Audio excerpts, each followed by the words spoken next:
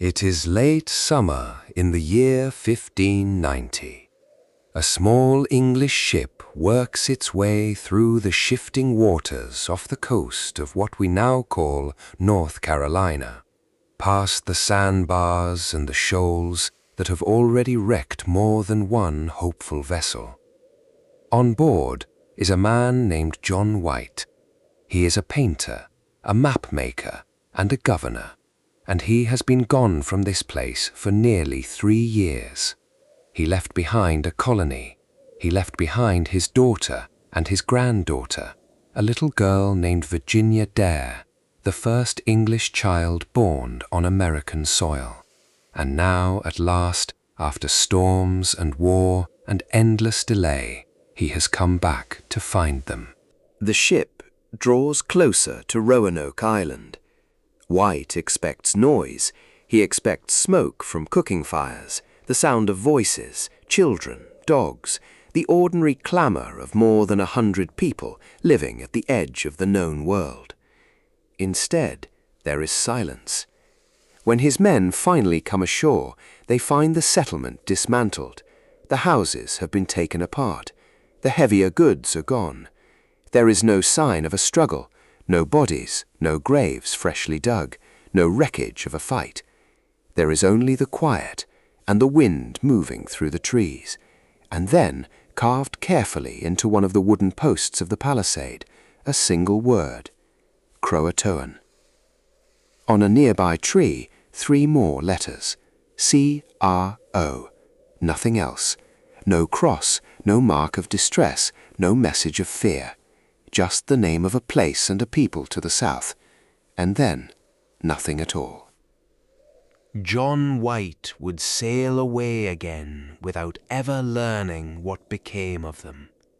And in the 4 centuries since, that empty settlement and that carved word have become one of the most famous mysteries in American history. But here is the strange thing. The story you have probably heard, the one about colonists who vanished into thin air without a single trace, may not be true at all. In fact, it may never have been true. And that gap, the space between what actually happened and the legend that grew up to fill it, is exactly what this long night is about. Because America is a country full of stories like this one.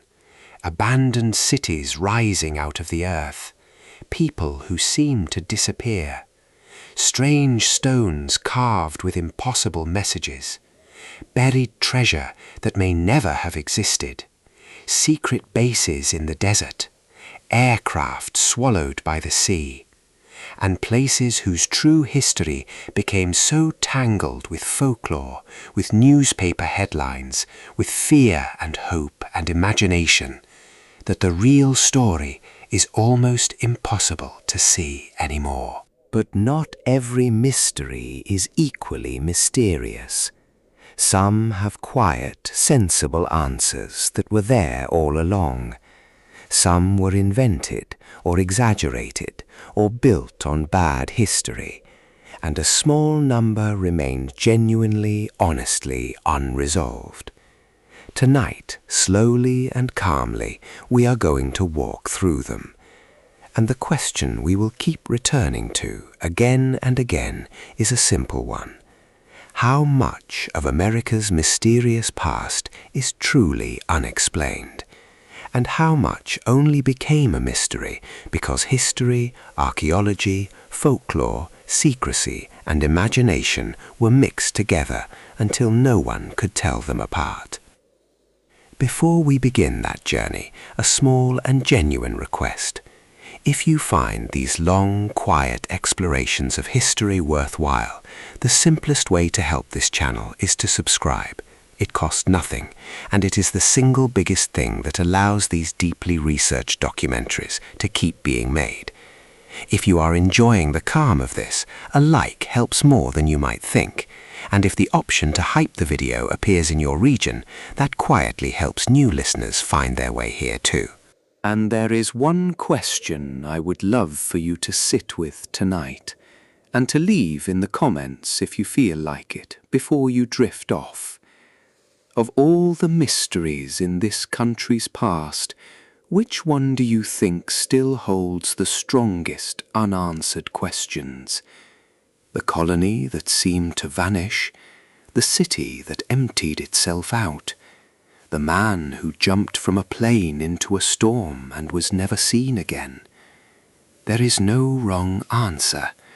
I am simply curious what stays with you. And now, with that said, let us step back into the dark and begin, not with the newest mystery, but with the very idea of mystery itself. The shape of an American mystery. Before we go looking for answers, it helps to understand what a mystery actually is and how one gets made. Because a mystery is not simply a thing we do not know. The universe is full of things we do not know, and most of them do not haunt us. A mystery is something different. It is a gap in the record that feels like it should be filled. It is a silence where we expected a voice. And human beings, faced with that kind of silence, almost never leave it empty. We fill it. We fill it with the best guess of the age we happen to live in. That is the pattern you will see repeating all through this long night, so it is worth naming clearly now, at the start, while your mind is still settling. Whenever we examine one of these famous American puzzles, we are going to try to keep 4 very different things separate, because they are almost always blended together in the popular telling. The first is what actually verifiably happened, the established facts, the events for which we have solid evidence, whether that is a document written at the time, or an object pulled carefully from the ground, or a physical trace that can be measured and dated. The second is the most likely explanation, not certainty, but the reading of the evidence that historians and archaeologists find most reasonable, even if a few questions remain around the edges. The third is genuine open debate, the places where serious, careful people who have studied the same evidence still disagree, because the evidence honestly points in more than one direction. And the fourth is the layer that tends to swallow all the others: folklore, legend, the story that grew up afterward, shaped by newspapers, by books, by television, by fear and by wishful thinking, until it became far more dramatic and far more certain than anything the evidence could support. Almost every mystery we will look at tonight is really a struggle between these 4 layers. And the reason America produces so many of them is not that the country is haunted or cursed or specially strange.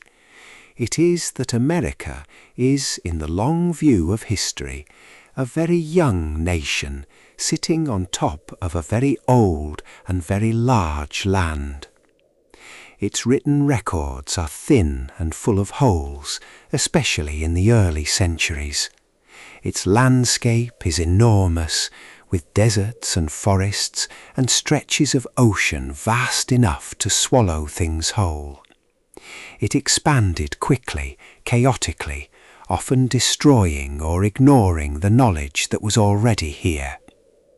And for much of its history, it had a booming appetite for a good story, sold in newspapers and cheap paperbacks to a public that loved to be amazed. Put those things together and you get the perfect conditions for mystery.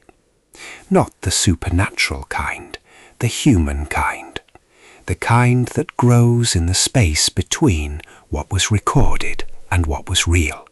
There is one more thing worth saying before we move on, and it is perhaps the most important idea in this entire documentary. Many of America's greatest so-called mysteries were not mysteries to the people who were actually there.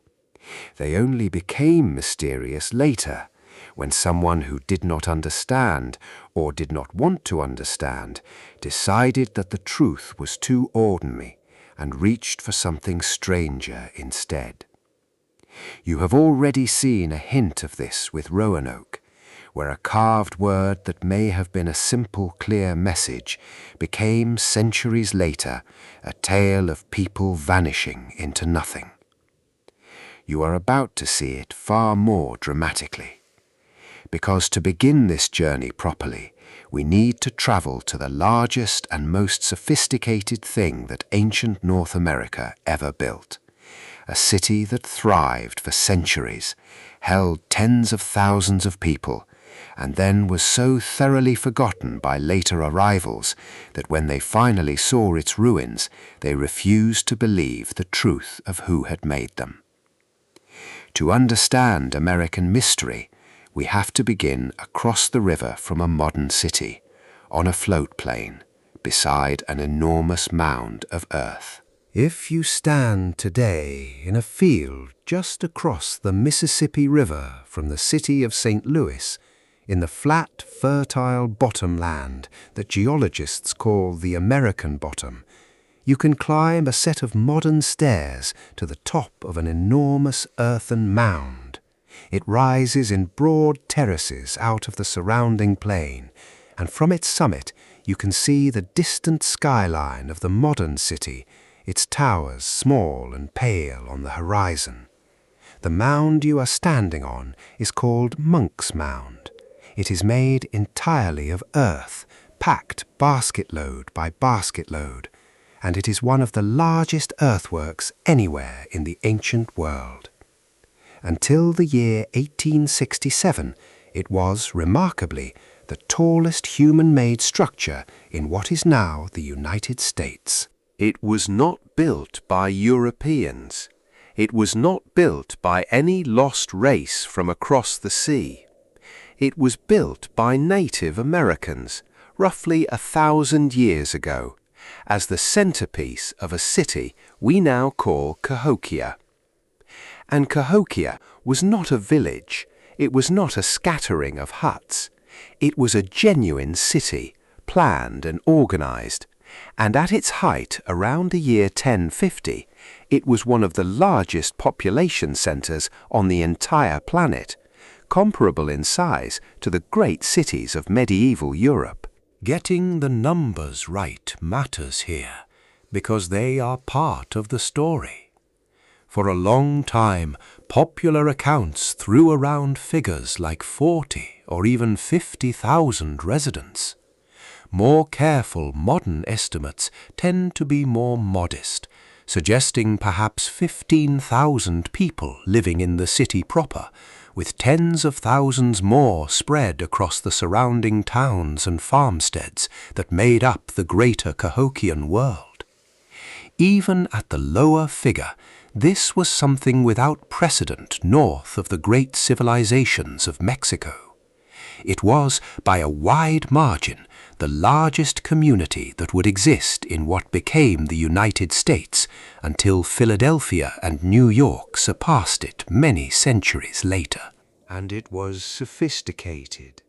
The heart of the city was a vast, deliberately leveled plaza, a great open public space, surrounded by more than 100 mounds of different shapes and sizes, some for burials, some as platforms for important buildings, some for purposes we still do not fully understand.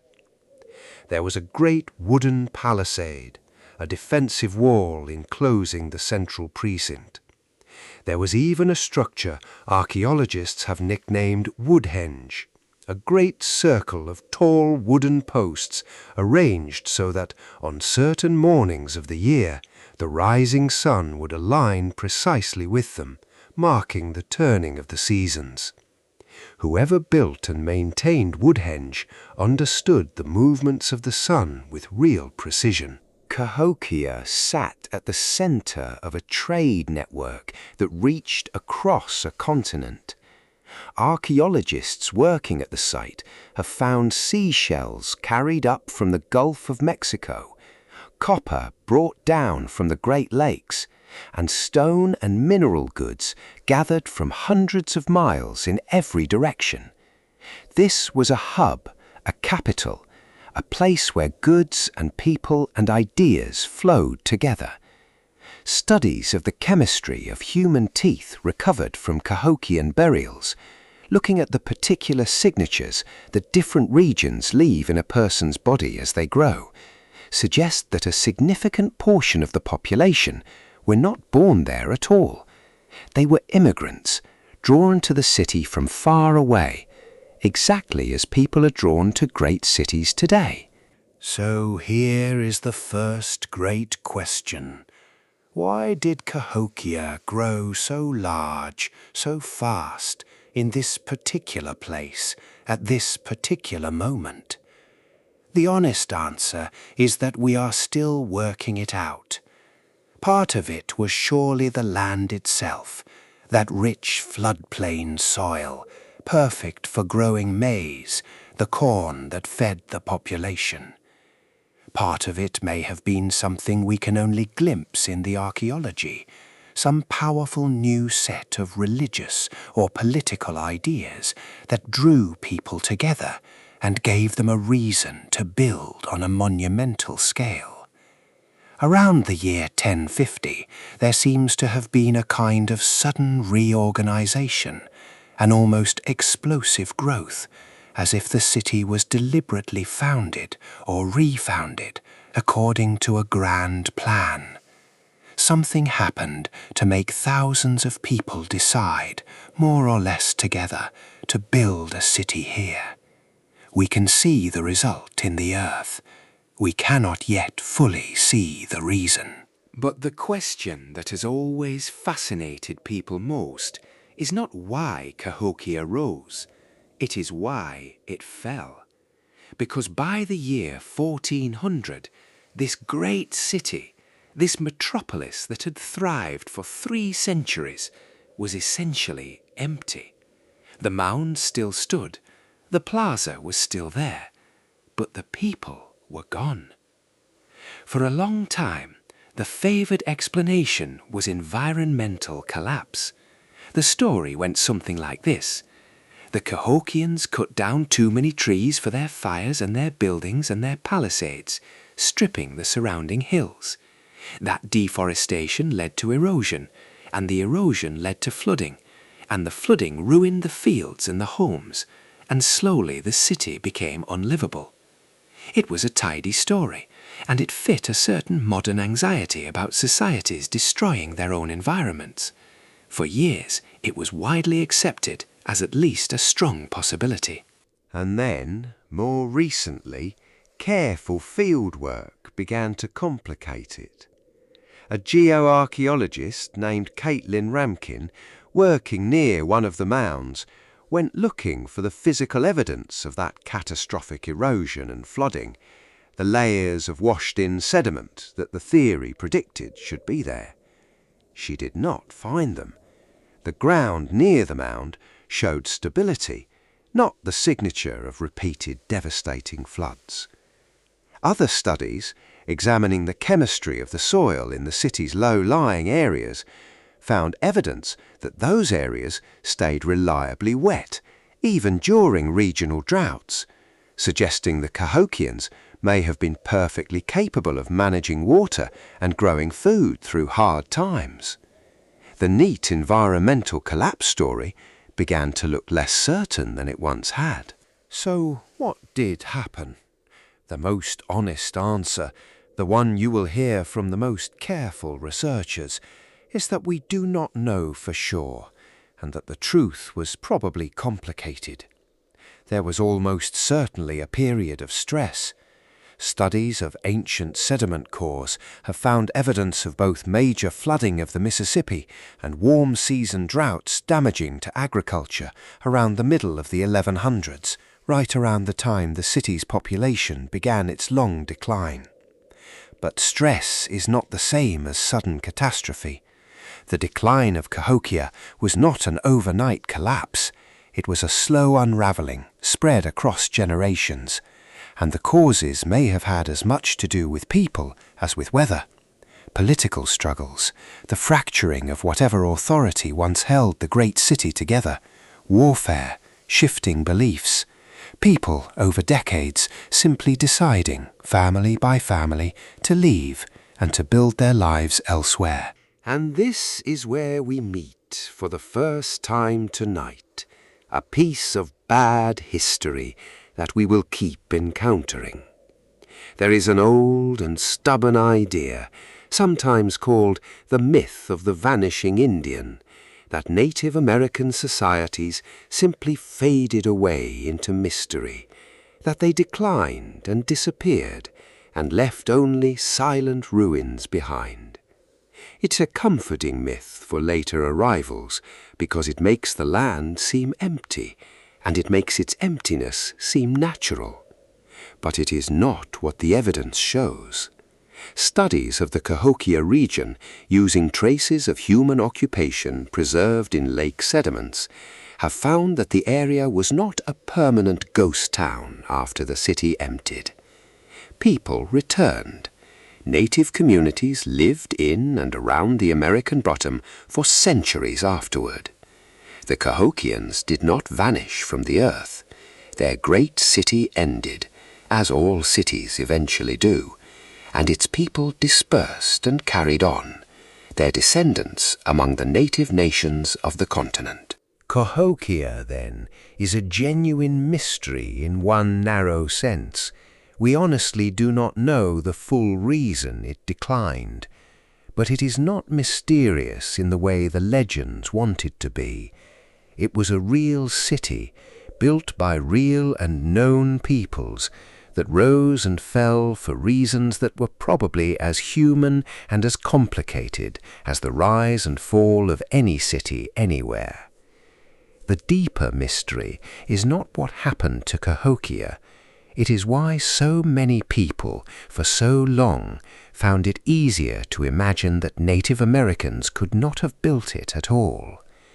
And that question takes us to one of the strangest and most revealing chapters in the whole history of American mystery, the story of the mound builders. All across the eastern half of North America, from the Great Lakes down to the Gulf of Mexico, from the Mississippi Valley eastern into Ohio and beyond, the land is dotted with mounds. Thousands of them. Some are simple burial hills. Some are broad, flat-topped platforms that once held temples and the houses of leaders. Some are shaped astonishingly into the forms of animals, like the great coiling earthwork in southern Ohio known as the Serpent Mound, a quarter-mile-long snake laid out across a ridge. When European settlers began pushing westward into these lands in the 1700s and 1800s, they found these earthworks everywhere, ancient and grass-covered, and clearly the work of an organized society. And a great many of them refused to believe that the ancestors of Native Americans had built them. This is one of the most important things to understand about how American mysteries are made, so it is worth slowing down and sitting with it. The refusal was not based on evidence, it was based on a wish. By the early 1800s, the young United States was expanding aggressively into these territories, and that expansion meant taking land from the native peoples who lived there, often by force, often by outright removal. It is difficult to take a people's land while also crediting them with having built the impressive monuments standing upon it. It is much easier if you can convince yourself that those monuments were built by someone else, someone who came before, someone who was, in the imagination of the settlers, more like themselves. And so a myth was born, and it spread with remarkable speed. The idea was that the mounds had been built not by Native Americans, but by a vanished race of mound builders, a lost and superior people, often imagined as white, who had raised these great works in some distant golden age, and then been wiped out in many versions of the tale, by the savage ancestors of the very Native Americans who now lived on the land. You can see immediately how convenient this story was. It transformed the taking of the land into a kind of justice. If the Indians had themselves destroyed the noble mound builders, then removing them was only fitting. The theory took hold at the highest levels of society. It appeared in best-selling books. It shaped popular opinion. Where did the lost race come from? Everyone had a favorite answer, and the answers reveal a great deal about the anxieties of the age. Some said they were a lost tribe of Israel. Some connected them to the legend of Atlantis, some to ancient Egyptians or Phoenicians or wandering Welsh princes or Vikings or almost any people at all, so long as that people was not the one actually standing there. The Book of Mormon, which appeared in 1830, tells a story that echoes the shape of this myth, of ancient peoples in the Americas and a great destruction. And presidents of the United States in the era of Indian removal could allude to the lost mound builders in messages to Congress, secure in the knowledge that their audience would understand the implication. Now here is the part that should have settled the matter far earlier than it did. The evidence against the myth was available almost from the beginning. Thomas Jefferson himself, decades before the myth reached its height, had done something no one else had thought to do. He excavated a mound, carefully, methodically, digging into a burial mound on his own land in Virginia and studying the layers of remains inside it, in what many consider one of the first genuinely scientific archaeological excavations ever performed. And Jefferson concluded, reasonably and correctly, that the mound was the work of the ancestors of the Native Americans. There was no lost race. There was continuity. The builders were the forebears of the people still living nearby. But a careful conclusion, quietly reached, is no match for a dramatic myth that people want to believe. And so the mound builder myth flourished for most of the 19th century, hardening into something close to accepted fact in the popular mind, even as it rested on nothing but wishful thinking and a scattering of hoaxes and forged artifacts produced to support it. It finally fell to the government to settle the question, and the person who settled it was a man named Cyrus Thomas. In the 1880s, the United States Congress provided funds to the Smithsonian Institution's Bureau of Ethnology to investigate the mounds properly. The Bureau was led by John Wesley Powell, the famous one-armed explorer of the Grand Canyon, who had already dismissed the lost race theory as a romantic fallacy. Powell put Cyrus Thomas in charge of a division dedicated entirely to exploring the mounds. And Thomas, it is worth noting, did not start out as a skeptic. He began the work inclined to believe in the lost race. The evidence changed his mind. For years, Thomas and his teams excavated mounds across the eastern United States, systematically, carefully, comparing what they found with what was known of historic Native American cultures. And in 1894, he published an enormous report, more than 700 pages long, that laid the myth to rest for anyone willing to look at evidence. There was, he concluded, an unbroken chain connecting the builders of the mounds to the native peoples of historic times. The tools, the burial practices, the artifacts, the styles, all of it pointed to continuity, not to some vanished foreign race. The mound builders were the ancestors of the American Indians. They had been all along. Thomas's report is often called one of the founding documents of American archaeology, and rightly so, because it represented the triumph of careful evidence over comfortable myth. But notice what it really tells us. The mound builder mystery was never a mystery about the ancient past at all. It was a mystery manufactured by the 19th century to serve the needs of the 19th century. It told us almost nothing about who built the mounds, and a great deal about the people who could not bear to admit the truth. It is, in the end, the clearest possible example of the central idea of this entire documentary. Sometimes a mystery reveals far more about the generation that created it than about the events it claims to explain. Keep that lesson close, because we are going to see its shadow again and again tonight, in the desert southwest, on a wind-swept island, and even in the deserts of the Cold War. But first we must travel west to a canyon in New Mexico to stand among the ruins of another astonishing achievement of ancient America. A place whose builders we know, but whose purpose remains, even now, one of the genuine open questions of North American archaeology. Chaco Canyon and the question of what it was. In the high desert of northwestern New Mexico, in a remote and arid canyon far from any modern city, stand the ruins of something that should not, by the ordinary rules, exist there at all.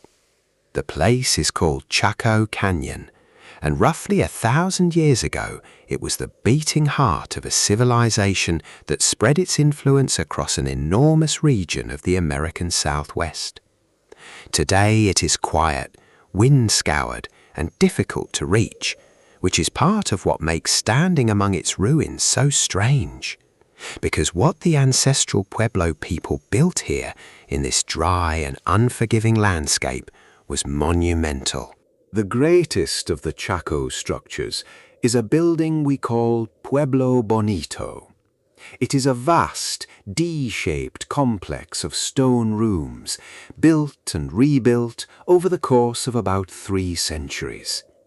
At its height, it rose as many as 5 stories in places, and contained somewhere in the neighborhood of 650 rooms, along with dozens of the round, sunken ceremonial chambers that the Pueblo peoples call kivas. It was for a very long time the largest building in North America, and it would remain unsurpassed in size until large apartment buildings began going up in American cities in the late 1800s. And Pueblo Bonito was not alone. It was only the largest of a whole series of these enormous structures, which archaeologists call great houses, clustered within the canyon and scattered across the wider region. The masonry is superb. The walls were built with a core of rubble, faced with carefully fitted stone, worked into patterns of real beauty and precision.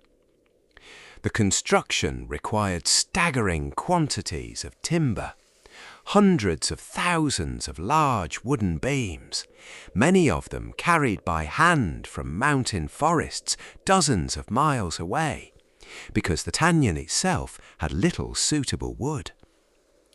Just moving that timber across the desert, without wheels, without draft animals, represents an organizational achievement that is hard to fully imagine. And then there are the roads. Radiating out from Chaco Canyon across the desert are the traces of a network of wide, straight, engineered roadways. These were not casual footpaths worn by wandering feet.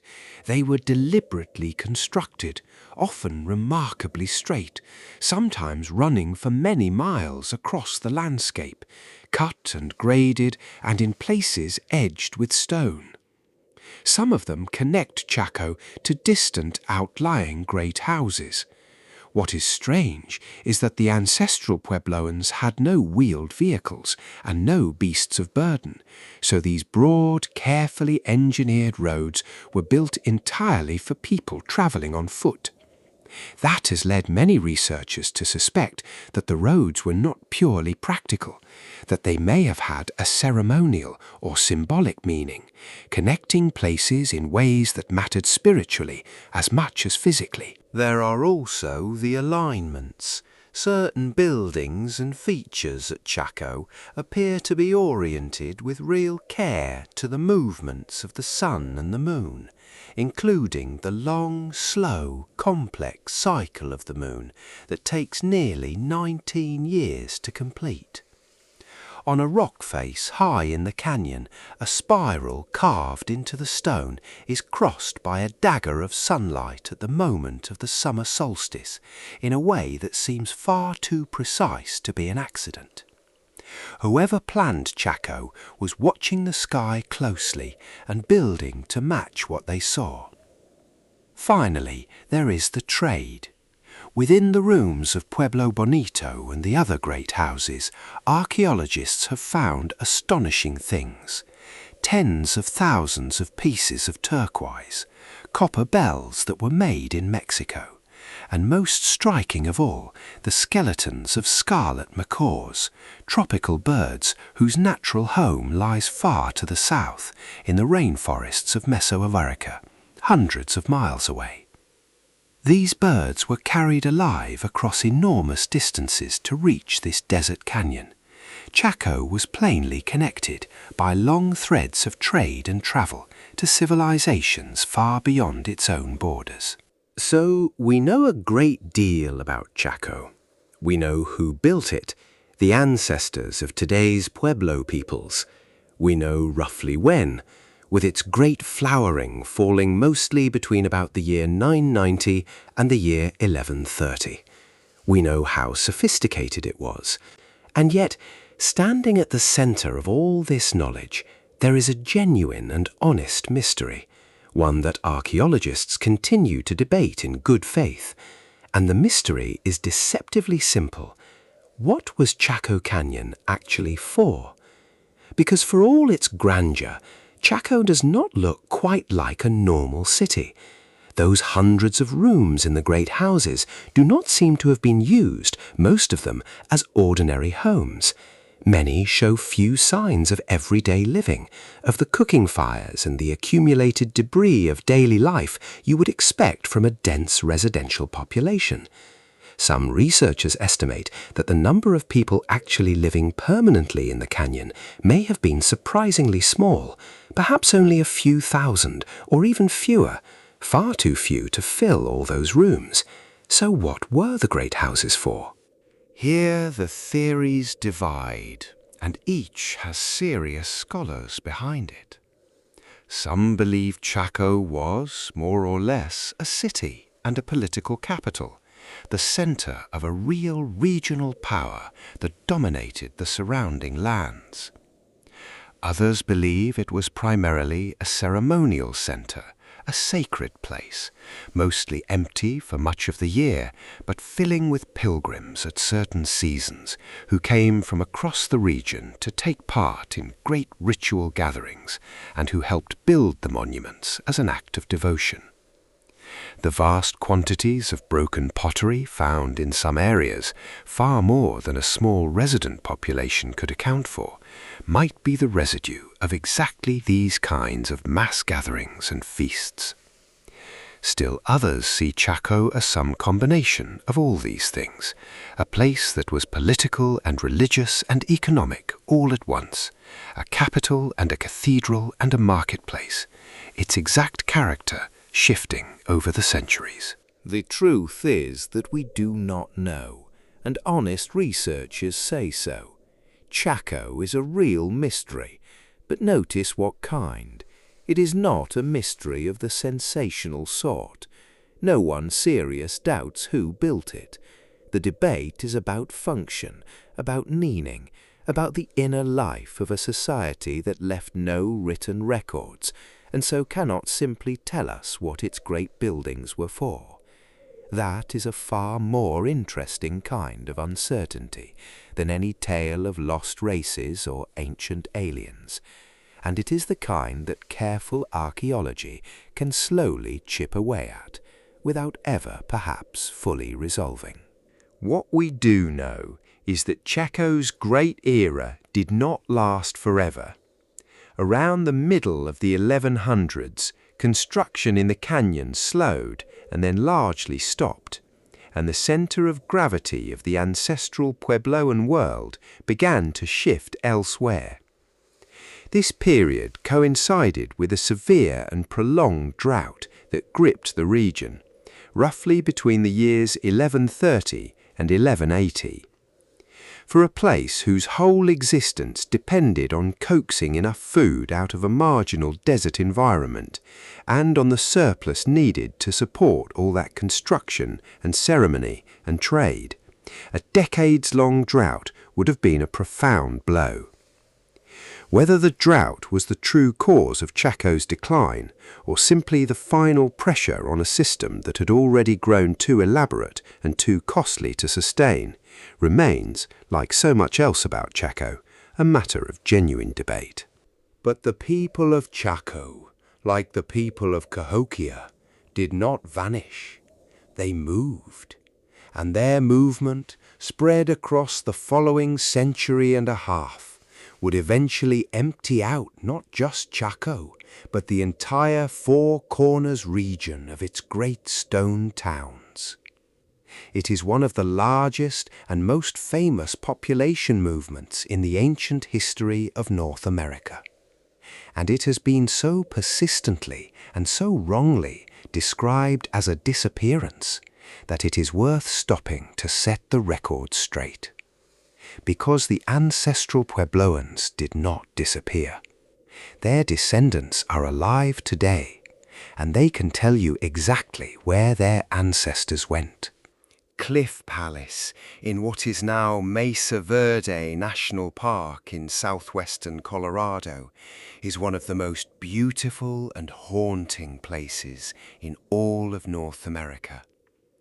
Tucked into a great natural alcove high in the wall of a canyon, sheltered beneath a curving overhang of pale sandstone, it is a village of stone, dozens of rooms and round ceremonial kivas built into the cliff face, reachable only by climbing.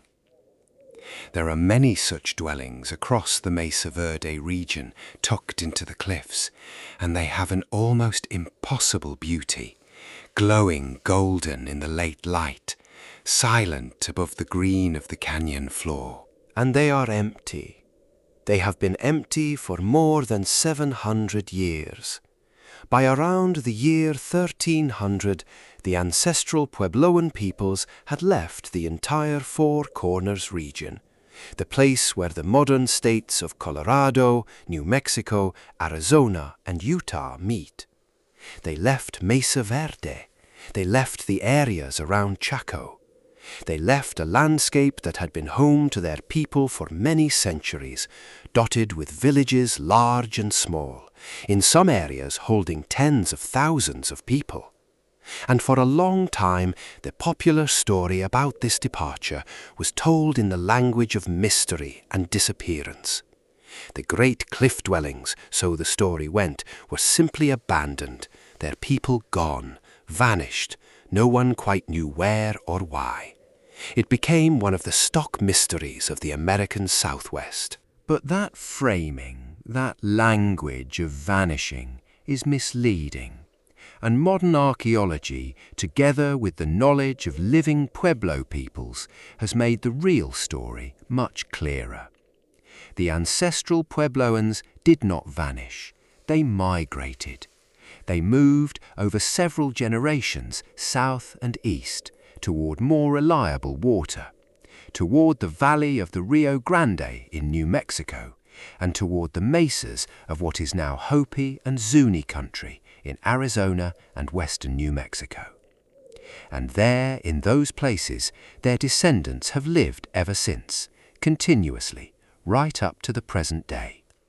The modern Pueblo peoples, the Hopi, the Zuni, the peoples of the Rio Grande Pueblos like Taos and Acoma and many others, are the direct descendants of the people who built the cliff dwellings. They never went anywhere mysterious. They went to the places where their families still live. The evidence for this is overwhelming, and it comes from several directions at once, which is exactly what gives it strength.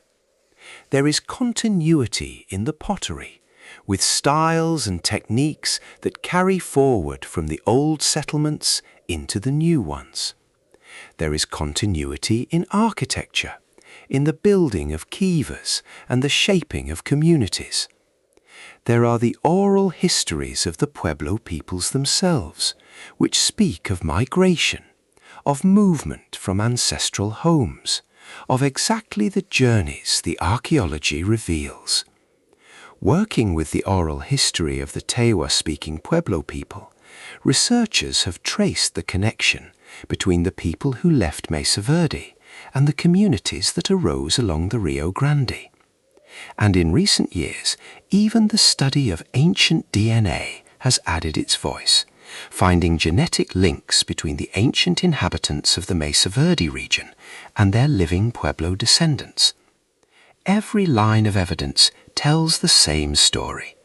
This was a migration, not a mystery. So the real question, the honest one, is not what happened to the ancestral Puebloans. We know what happened to them. The real question is why they left. Why abandon those extraordinary cliff dwellings, those established towns, the homeland of centuries? And here, once again, the answer appears to be a combination of pressures rather than a single dramatic cause. The most famous factor is drought. Tree ring records, which allow scientists to reconstruct the climate of the Southwest year by year going back many centuries, reveal that a severe and lengthy drought struck the region in the final decades of the 1200s, roughly between the years 1276 and 1299. For farming people entirely dependent on their crops of corn and beans and squash, and living in a region where good years were never guaranteed, a drought of that length and severity would have been devastating. But drought alone is probably not the whole answer, because the ancestral Puebloans had survived serious droughts before without abandoning the region. Something about this period was different. That something appears to have included a whole cluster of stresses arriving together. Generations of farming and gathering firewood may have gradually depleted the local environment. The population in some areas had grown large, which meant more mouths to feed and more competition for shrinking resources when the rains failed. And there is clear archaeological evidence that this was a time of rising conflict and violence. Villages were increasingly built in defensive positions, high in the cliffs, or clustered together behind walls, in ways that suggest people were afraid. When you combine a punishing drought with a depleted landscape, a large population, and mounting violence, you have a recipe not for a single catastrophe, but for a decision made over and over by families across the region that it was time to go, to seek out places with more reliable water and start again. The way they left, in some cases, is itself moving and revealing. In some settlements, people appear to have departed in an orderly, deliberate way, taking their belongings with them, sometimes ritually closing up their kivas, ceremonially ending a chapter before moving on. This was not panicked flight. This was in many cases a planned and meaningful departure, a people carrying their traditions with them to a new home, rather than fleeing in terror from an old one. And this is the deep point, the one that connects back to Cahokia and to the mound builders, and forward to so much else tonight. The idea that the ancestral Puebloans mysteriously vanished is not really an archaeological conclusion at all. It is a story told by outsiders who did not know or did not ask the living Puebloan peoples who could have told them exactly where their ancestors went. It is the myth of the vanishing Indian again, dressed up as a puzzle. The mesas and canyons of the Southwest were never emptied of a vanished race. They were left for good reasons by people whose grandchildren's grandchildren still dance and farm and pray in the pueblos of New Mexico and Arizona today. Some American mysteries, then, dissolve the moment you listen to the people who were actually there, or to their descendants. But others are more stubborn, because the people who could explain them truly are gone, and all that remains is a puzzle in the ground and a carved word on a post. Which brings us back, at last, across the width of the continent, to a small island off the coast of North Carolina, and to the colony that gave this long night its beginning. Roanoke, the colony that was not lost. Let us return now to John White, standing in 1590 among the dismantled ruins of the settlement he had left behind, reading the word carved into the post, Croatoan.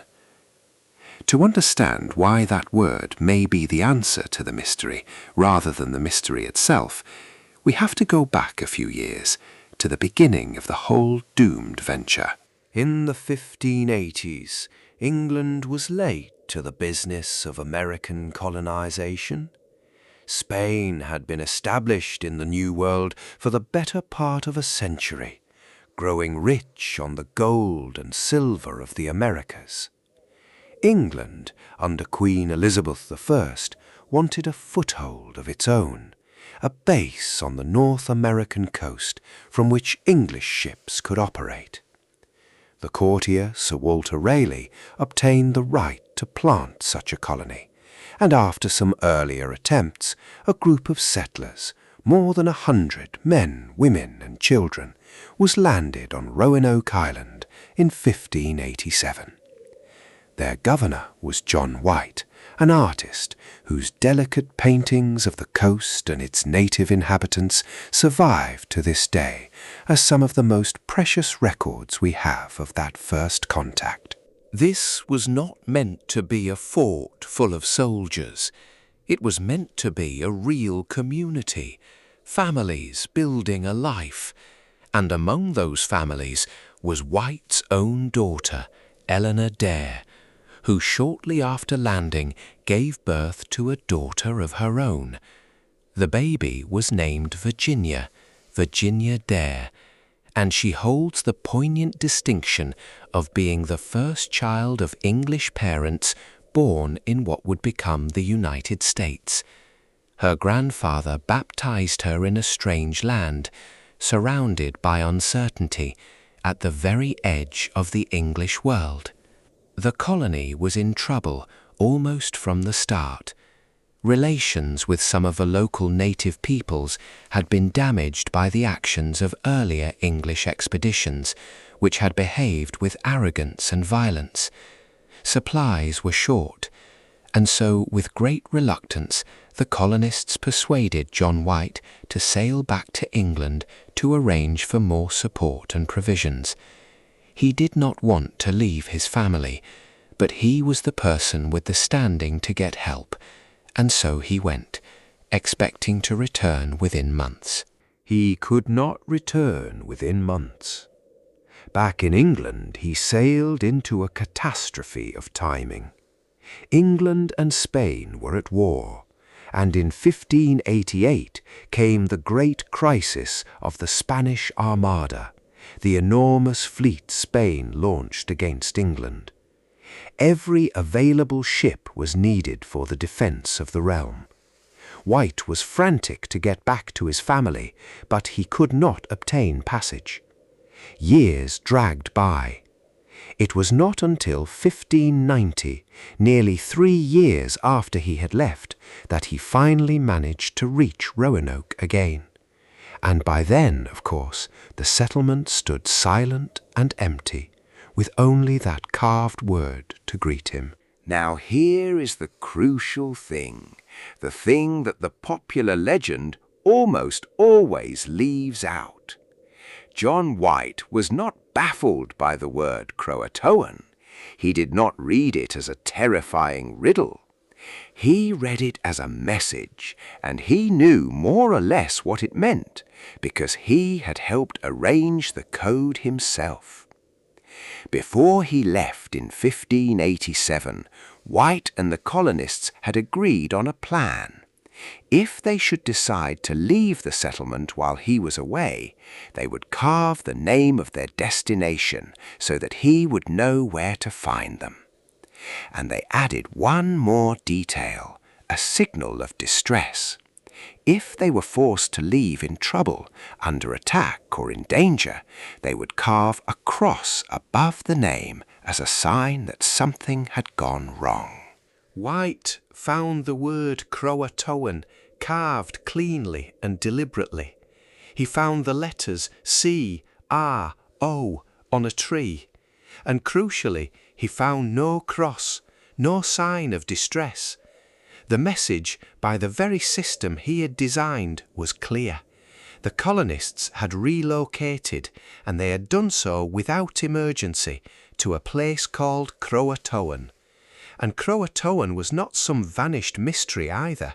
It was a real, known place, an island to the south, today called Hatteras Island, home to a native people, the Croatoan, who had been among the friendliest and most cooperative that the English had encountered on that coast. So White, reading the evidence sensibly, believed his colonists had gone to live with the Croatoan people on Hatteras Island, and he tried to sail there to find them. But here the story delivers its final cruel irony. A great storm blew up. His ships were battered, an anchor was lost, and conditions became so dangerous that the crew refused to attempt the short passage to Hatteras. White was driven off the coast and forced back towards England, torn away from his family a second time, so close to an answer and yet unable to reach it. He never made it back to America. He died in England some years later, never knowing for certain what had become of his daughter and his granddaughter. And so the colony passed into legend as the lost colony, the settlement whose people vanished without a trace. But look closely at what we have actually established. The colonists left a clear, deliberate message indicating a planned relocation to a specific, known, friendly place. There was no sign of struggle, no distress signal, no bodies, no evidence of disaster. The most straightforward reading of the evidence, the reading John White himself reached standing right there in 1590, is not that they vanished, but that they moved, and most likely went to live among the Croatoan people. The word lost is doing a great deal of dramatic work that the facts do not quite support.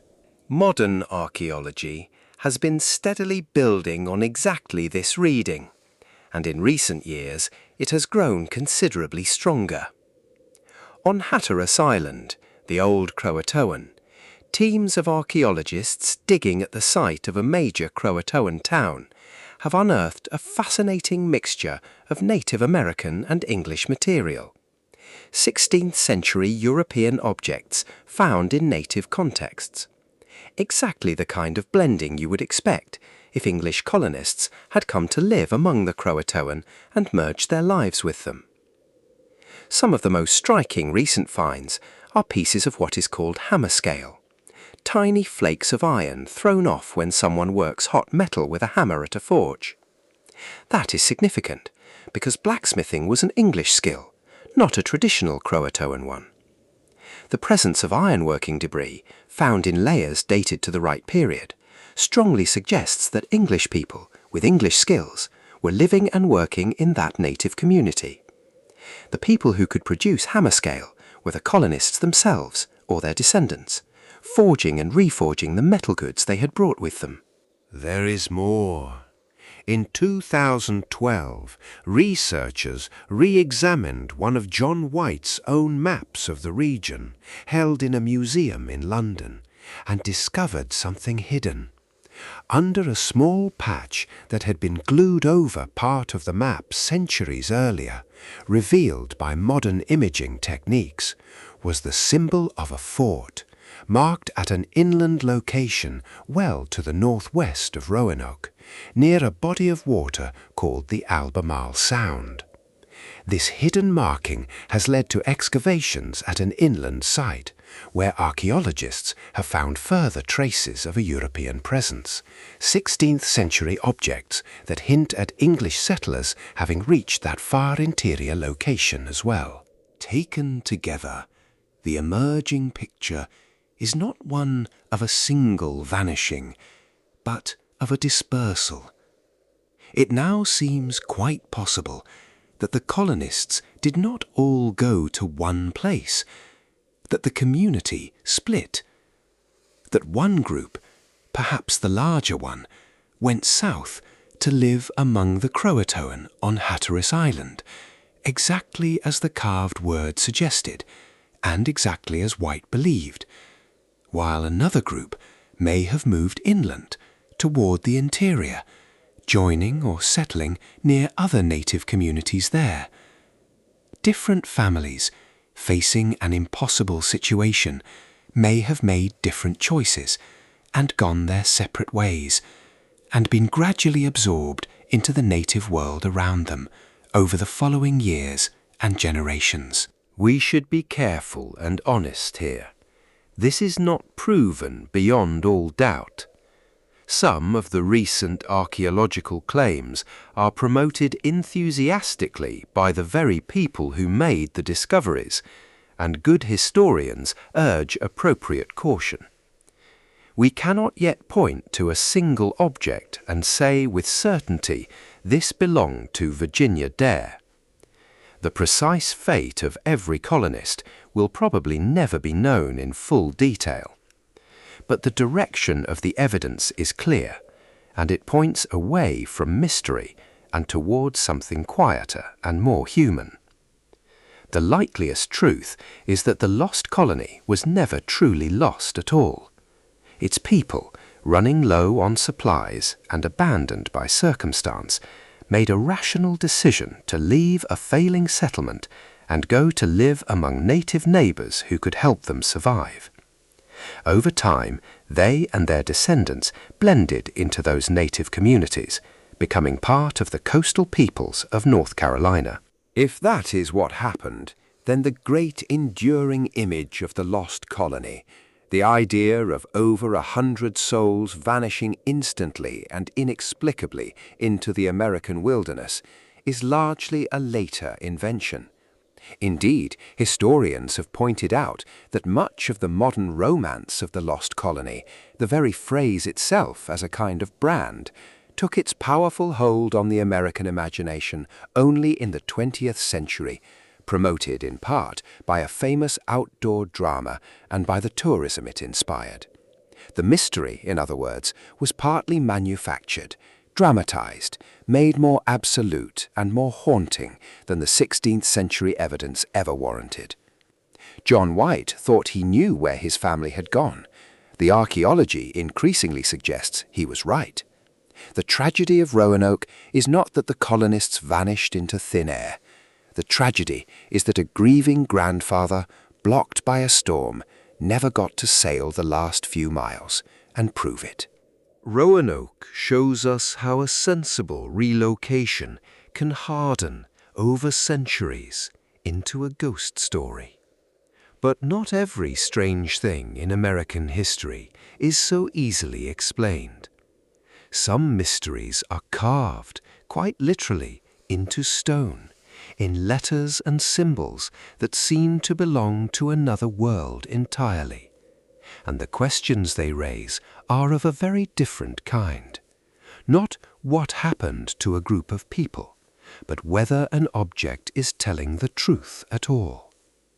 For that, we must travel to the cold farmland of Minnesota and to a heavy slab of rock covered in the runes of the Vikings, the Kensington runestone. In the autumn of 1898, a Swedish immigrant farmer named Olof Oman was clearing land on his property near the small town of Kensington in western Minnesota. According to the account he gave, as he was pulling out the stump of a tree, he found tangled in its roots a flat slab of stone, grey and heavy, and on its face were carved rows of strange angular characters. Oman and his neighbours did not know what to make of them at first, but before long the marks were recognized as runes, the letters of the old Scandinavian alphabet, the writing of the Vikings. And when the inscription was translated, it told an astonishing story. The stone spoke in its worn old runes of a party of Norse explorers, 8 Goths and 22 Norwegians, on a journey of exploration far to the west. It described a camp by 2 rocky islands, a fishing trip, and a return to find 10 of their companions dead and blooded. It asked to be delivered from evil. It mentioned men left by the sea to guard the ships, and it gave a date, the year 1362. If genuine, this stone was a message from a lost Norse expedition that had penetrated deep into the heart of the North American continent, into what is now Minnesota, more than a century before Columbus ever crossed the Atlantic, and vastly farther inland than any Viking was known to have reached. It is easy to understand why the Kensington runestone caused a sensation, and why it still stirs powerful feelings today, especially in the Scandinavian American communities of the upper Midwest.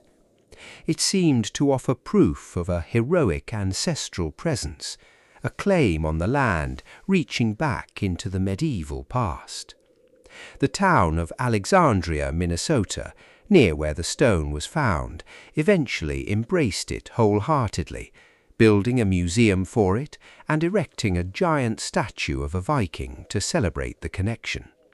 For many people, the runestone became a cherished piece of local and ethnic identity, a source of genuine pride. But is it real? This is where we have to be careful, and where we have to separate 2 questions that are constantly and unhelpfully tangled together.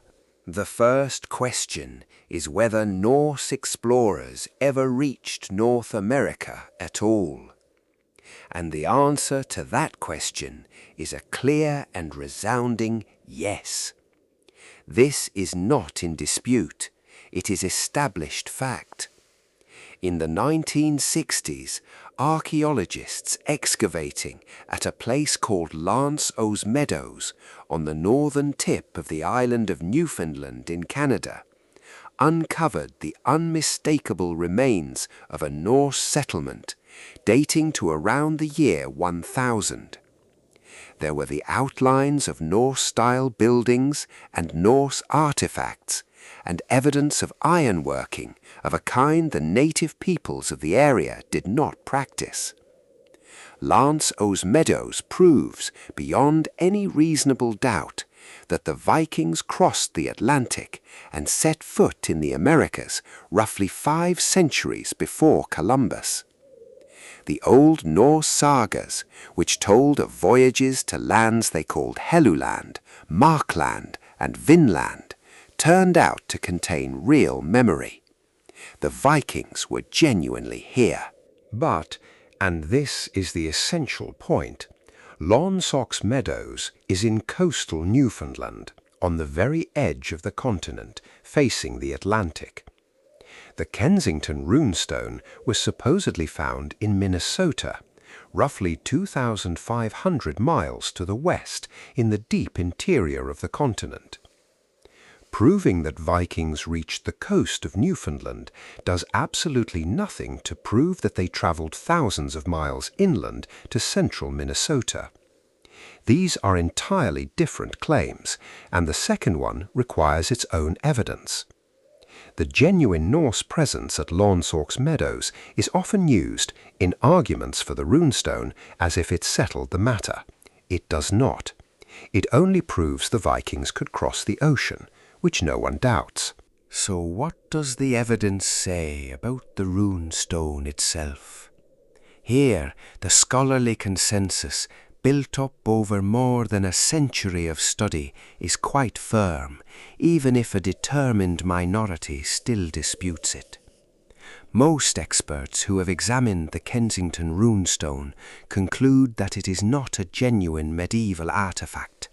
It is, in the considered judgment of most linguists and historians, a modern creation, most likely made in the 19th century, quite possibly around the time and place it was found. The strongest arguments against it are linguistics. When specialists in the old Scandinavian languages examine the inscription closely, they find that it does not read like genuine medieval Norse. The grammar, the word forms, the vocabulary, all of it looks far too modern. The language of the stone resembles the Swedish of the 1800s far more than it resembles the Old Swedish that would actually have been spoken and written in the 1360s. There are particular words and phrases on the stone that scholars argue simply did not exist, or did not have that form, in the 14th century. To a trained eye, it reads less like a message from a medieval Norseman and more like something composed by a 19th century Scandinavian immigrant who knew a bit about runes, but not enough about how the medieval language truly worked. In this reading, the runestone fails for the same reason a forged antique fails, because the forger, however clever, cannot help leaving the fingerprints of his own era on the work. There are other problems too. Despite more than a century of searching, no other credible Norse artifacts or settlements have ever been found anywhere in Minnesota or the surrounding region to support the idea of a Norse expedition there. A single lonely stone with no accompanying evidence, no camp, no tools, no graves, no other trace of the dozens of men it describes, stands isolated and unsupported. And the historical context of the discovery matters. The late 1800s were a period of intense romantic interest in the Viking past among Scandinavian immigrants to America, a time when the idea of a heroic Norse presence in the New World was especially appealing. It was, in other words, exactly the kind of moment, and Kensington exactly the kind of place where such an object might be created, whether as a deliberate hoax, or a prank that got out of hand, or an act of misplaced ethnic pride. Now, in fairness, the debate has never been completely settled to everyone's satisfaction, and the defenders of the stone are not all cranks. Some have made sophisticated arguments over the decades, pointing to geological studies of the weathering of the carvings, or arguing that Oman, a farmer of modest education, could not plausibly have possessed the specialized knowledge to create such a thing. and it is genuinely true that no one has ever conclusively proven exactly who carved it, or precisely how or when.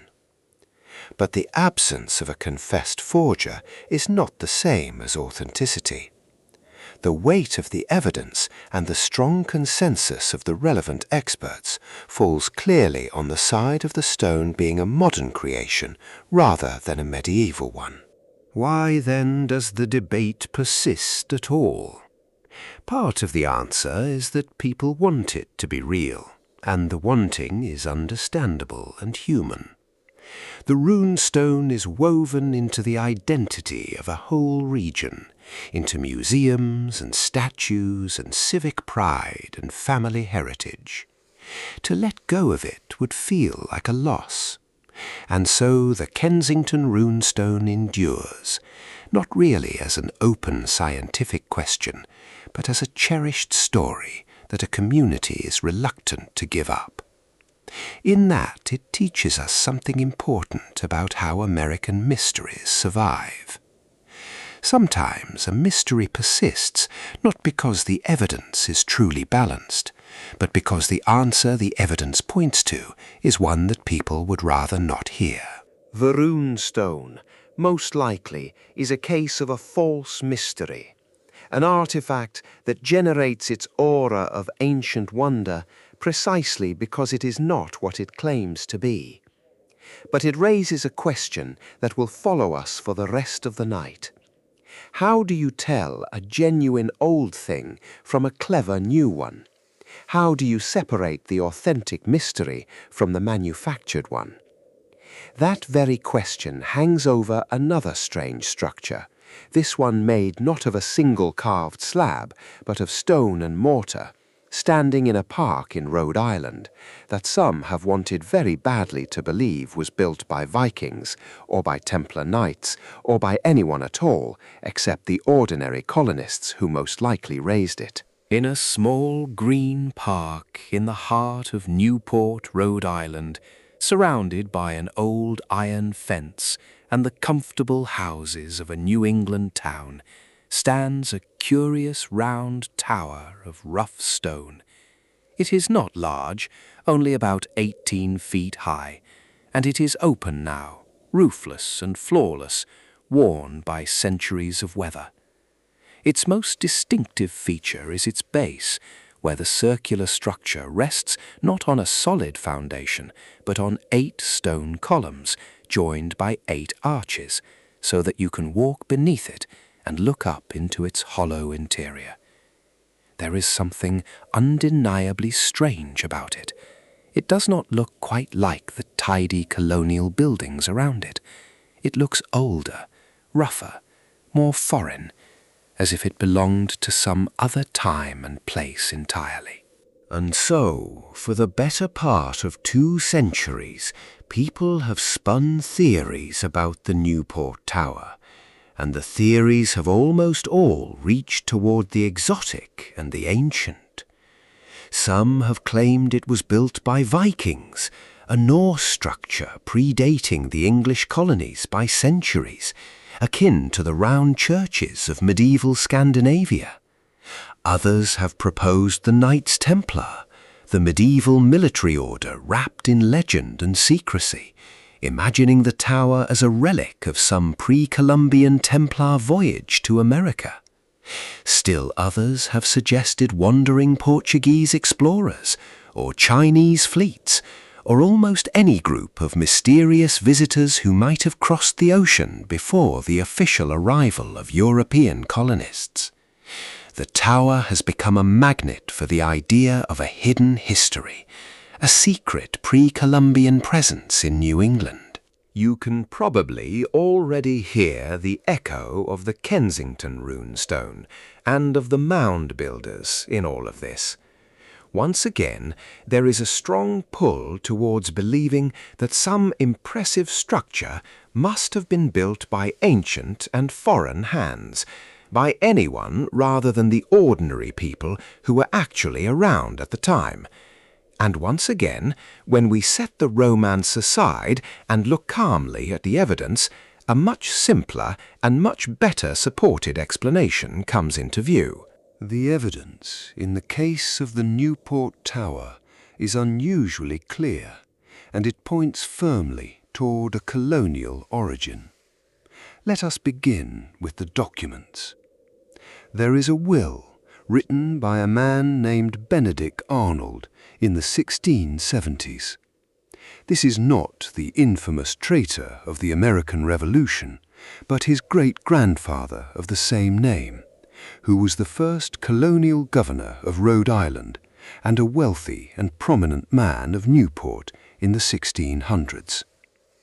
In his will, Governor Arnold refers plainly to his stone-built windmill, and the site of that windmill corresponds to the location of the tower, near where Arnold's own home once stood.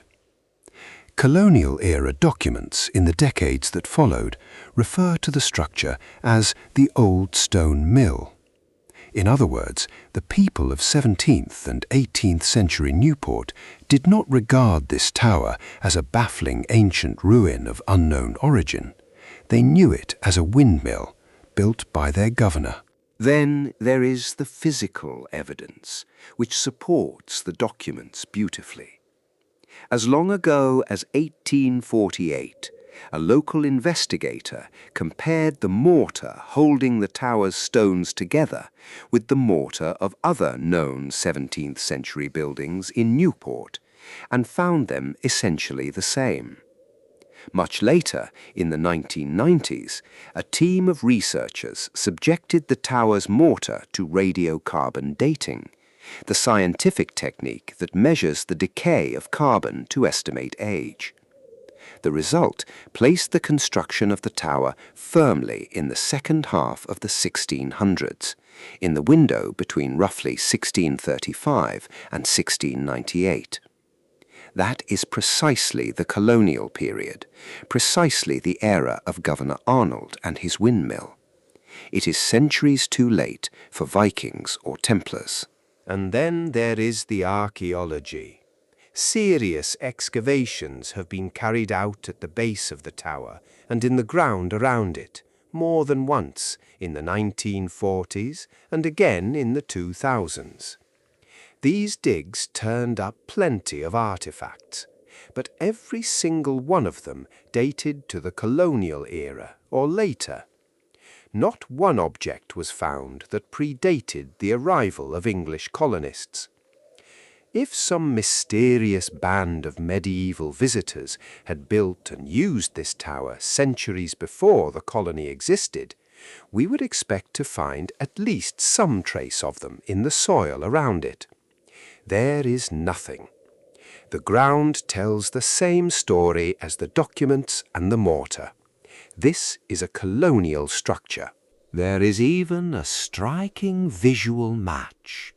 In England, near a village called Chesterton, there stands a 17th century windmill built up on stone arches in a way that looks remarkably like the Newport Tower.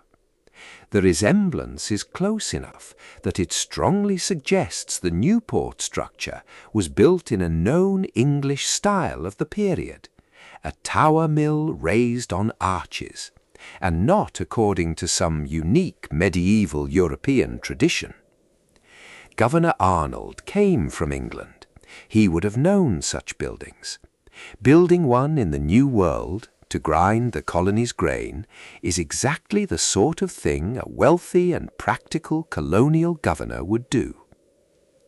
So the most credible explanation, by a wide margin, is that the Newport Tower is the stone windmill built by or for Governor Benedict Arnold in the middle of the 1600s, exactly as his own will and the town's own records describe.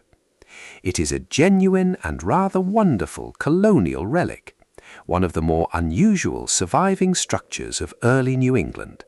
It simply is not a Viking ruin or a Templar mystery.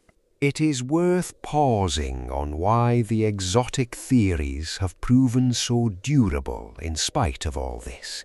Part of it, honestly, is that the plain truth is less thrilling than the legend, and legend sells. But part of it, in the 19th century, when many of these theories first flourished, had roots in the same uncomfortable soil we found beneath the mound builder myth.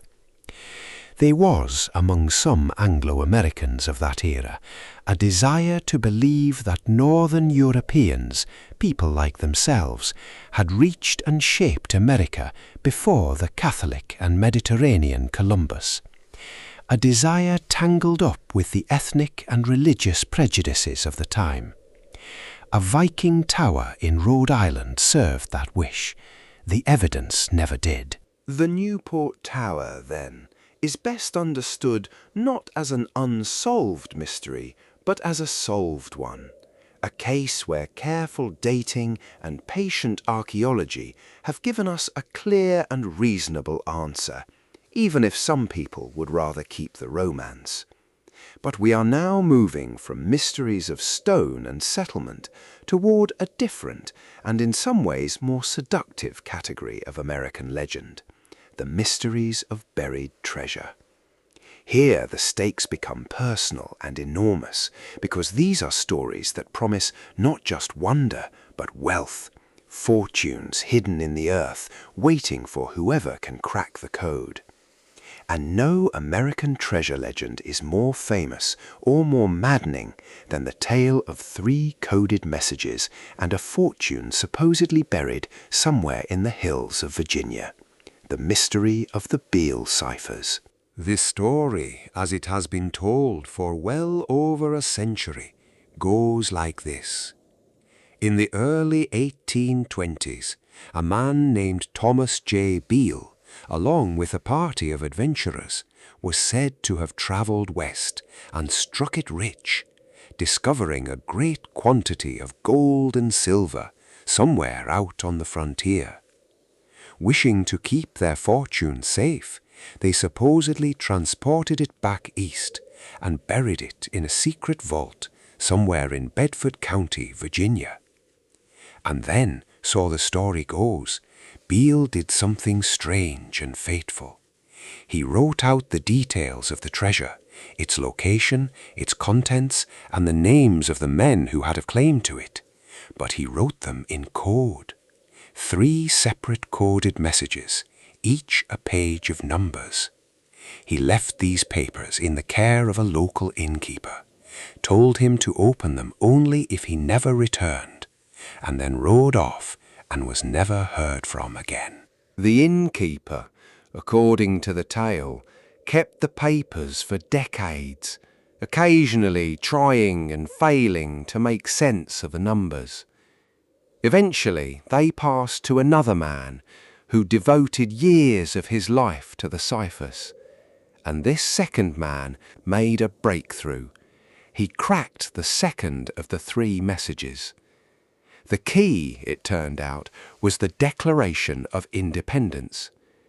If you numbered the words of the Declaration 1, 2, 3, and so on through the whole document, then each number in the cipher pointed to a word, and the first letter of that word gave you a letter of the hidden message. Using this method, the second cipher unlocked, and it revealed a description of the treasure: thousands of pounds of gold and silver, and a quantity of jewels, an immense fortune, and a general statement that the other 2 papers gave the exact location and the names of the owners. But the first and third ciphers, the ones that would actually tell you where to dig and who owned the gold, did not yield to the same key. They remained locked. And so the story was published in 1885 in a small pamphlet, along with the numbers of all 3 ciphers, and it was thrown open to the world. Anyone who could crack the remaining codes could, in theory, find the treasure. And ever since, for well over a century, people have tried. Cryptographers, amateur and professional, treasure hunters, obsessives of every kind have poured extraordinary amounts of time and energy into the Beale ciphers, and the hills of Bedford County have been dug and probed and disturbed by hopeful searchers again and again. It is a marvelous story. The question is whether any of it is true. And the honest answer, which most serious investigators have reached, is that there is very good reason to believe the entire thing is a hoax, an invented tale, and that there is no treasure at all, and never was. Consider first the strange shape of the story itself. Notice how conveniently it is arranged. The one cipher that can be solved is the one that merely describes the treasure in tantalizing terms, gold and silver and jewels, enough to fire anyone's imagination. The two ciphers that cannot be solved are precisely the ones that would let you actually find and claim it. This is exactly the structure you would design if your goal were to sell a thrilling pamphlet rather than to genuinely convey a location to someone. It dangles the prize and withholds the map. Then there is the analysis of the ciphers themselves, which has grown more damning over time. In the 1980s, a respected cryptographer named James Gilligley conducted a careful study of the first unsolved cipher. He tried running it through the same Declaration of Independence key that unlocked the second one, expecting, if the whole thing were nonsense, to get random gibberish. Instead, he found something very odd. Buried within the output was a string of letters that ran in a suspicious near-alphabetical sequence, a run of letters marching along close to the order of the alphabet itself. The chance of such a pattern appearing by accident is vanishingly small, but it is not what you would expect from a genuine secret message either.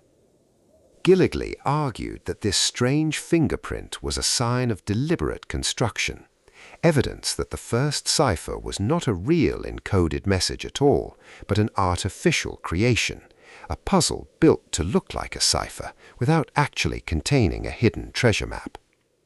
His paper, pointedly titled A Dissenting Opinion, essentially advised codebreakers to stop wasting their lives.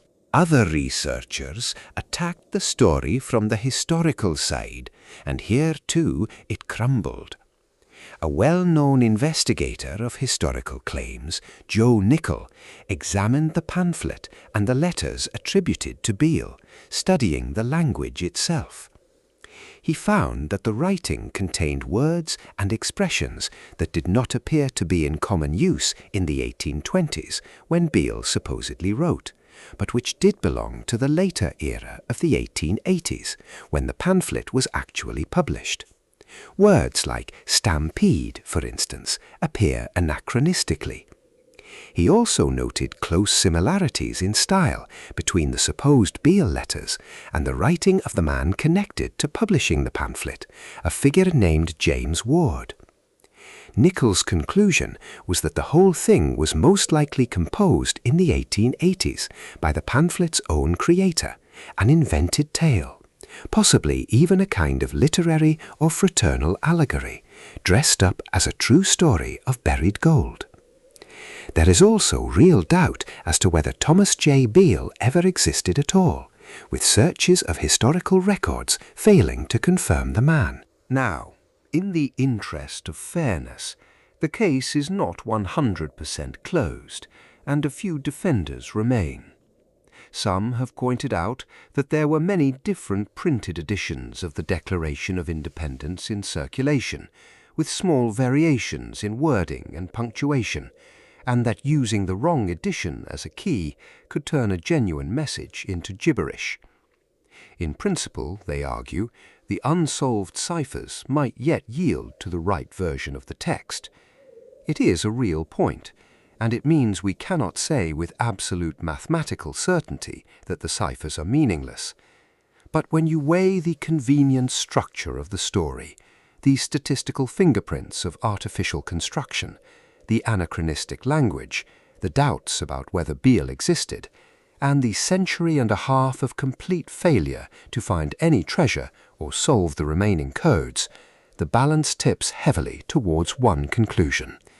The Beale treasure is almost certainly a fiction, a wonderfully constructed 19th century puzzle that has sent generations of dreamers digging into Virginia hillsides in search of gold that was never there. And yet people keep looking.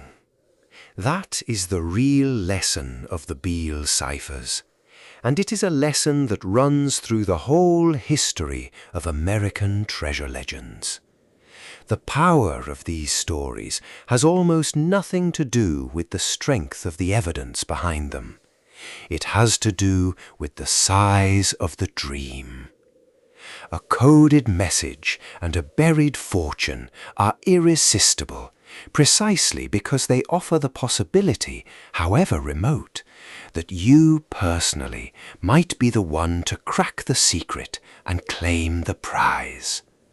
The mystery is sustained not by facts, but by hope, which is exactly what we will find when we travel from the hills of Virginia to the harsh mountains of Arizona, to another treasure that has cost searchers far more than they ever found: the legend of the Lost Dutchman's gold mine.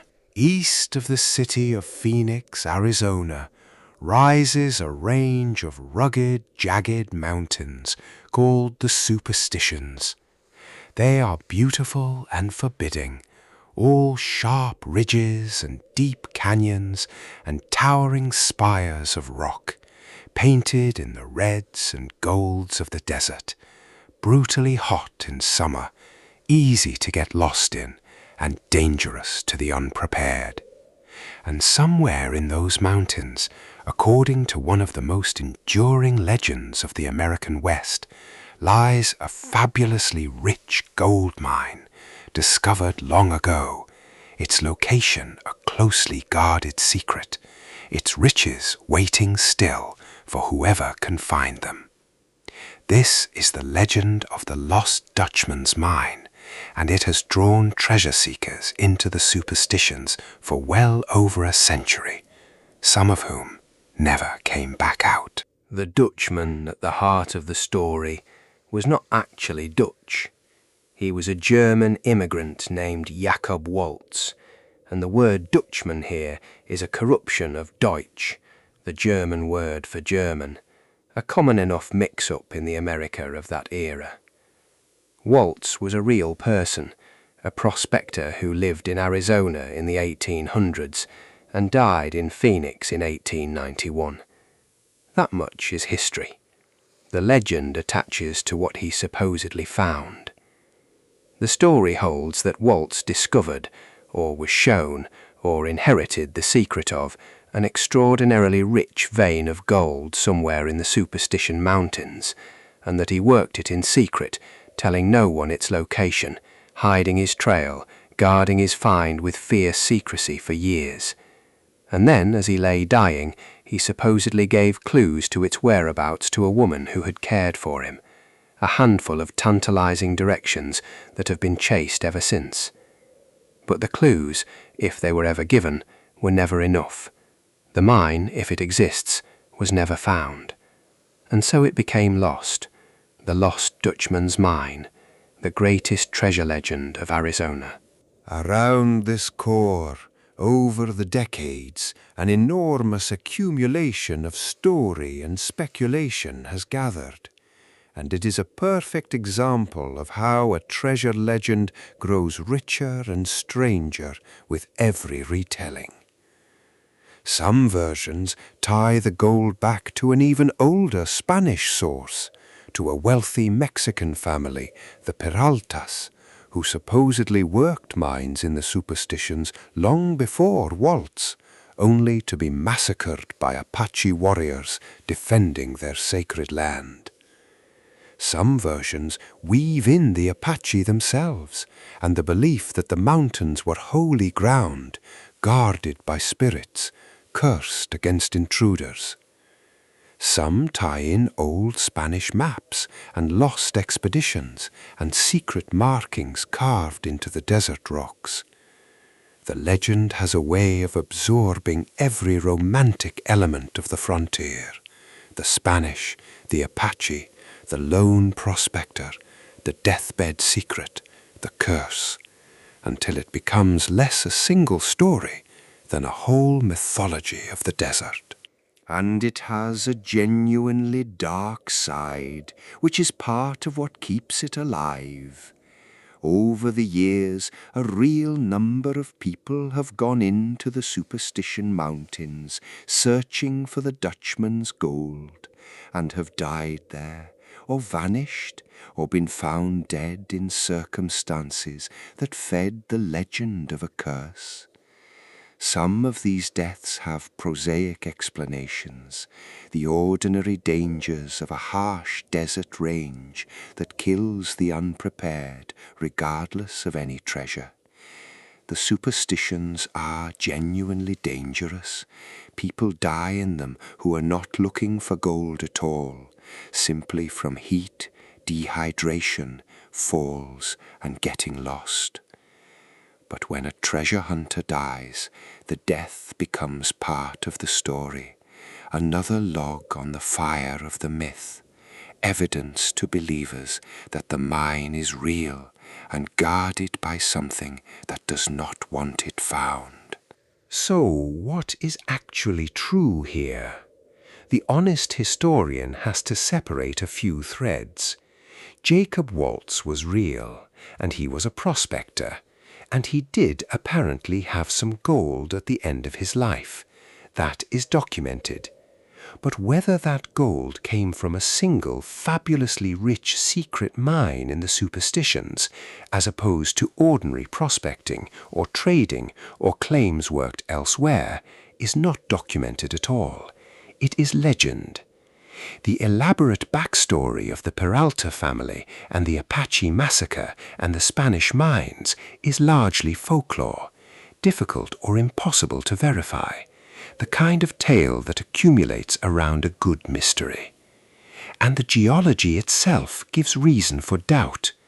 Serious geologists have pointed out that the Superstition Mountains, being largely volcanic in origin, are not the kind of rock formation where one would typically expect to find rich deposits of gold. The mountains that famously held Arizona's gold lie elsewhere. This does not make a hidden mine impossible, but it makes the specific legend geologically unlikely. The most reasonable reading, then, is that the Lost Dutchman's Mine is a classic frontier legend, built on the thin foundation of a real prospector who happened to die with some gold and a reputation for secrecy, and then inflated over more than a century by storytelling, by the romance of the Old West, by the genuine deadliness of the mountains, and by the eternal human hunger for a hidden fortune. There may be no great mine at all. There probably never was. But the legend has become real in its own way, real enough to shape the identity of a whole region, to fill books and films, and tragically to lure people to their deaths in the beautiful and merciless superstitions. The Lost Dutchman shows us a treasure legend in its natural habitat, growing wild, absorbing every story that comes near it. But to see the very anatomy of how such a legend is built, layer by layer, over centuries, there is no better case than a small island off the coast of Canada.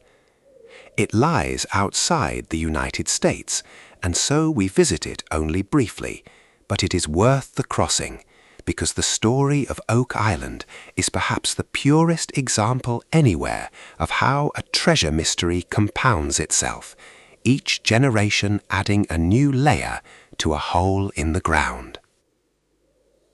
Off the coast of Nova Scotia, in eastern Canada, lies a small wooded island called Oak Island. We should be clear at the outset that this is Canadian, not American, and so it sits a little to the side of our main journey. But it earns its place tonight because no treasure legend on the continent better illustrates the way these stories are constructed and how a very ordinary hole can become, over 2 centuries, one of the most famous mysteries in the world. The legend begins, in its traditional telling, in the 1790s, when a young man is said to have noticed a strange depression in the ground on the island beneath an old oak tree, as if something had once been buried there. He and some friends, so the story goes, began to dig, and as they dug, they supposedly found signs that they were not the first.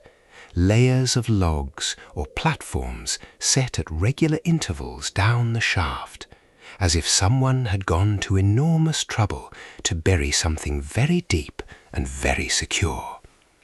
The deeper they dug, the more elaborate the obstacles became, and the pit acquired its enduring name, the Money Pit, on the assumption that only treasure could justify such effort.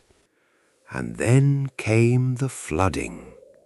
The great and maddening feature of the Oak Island story is that the pit floods with seawater whenever diggers get deep enough, defeating attempt after attempt to reach the bottom. In the traditional telling, this flooding is not natural but deliberate, an ingenious booby trap of hidden tunnels engineered by the original builders to connect the pit to the sea, so that anyone digging too deep would be drowned out.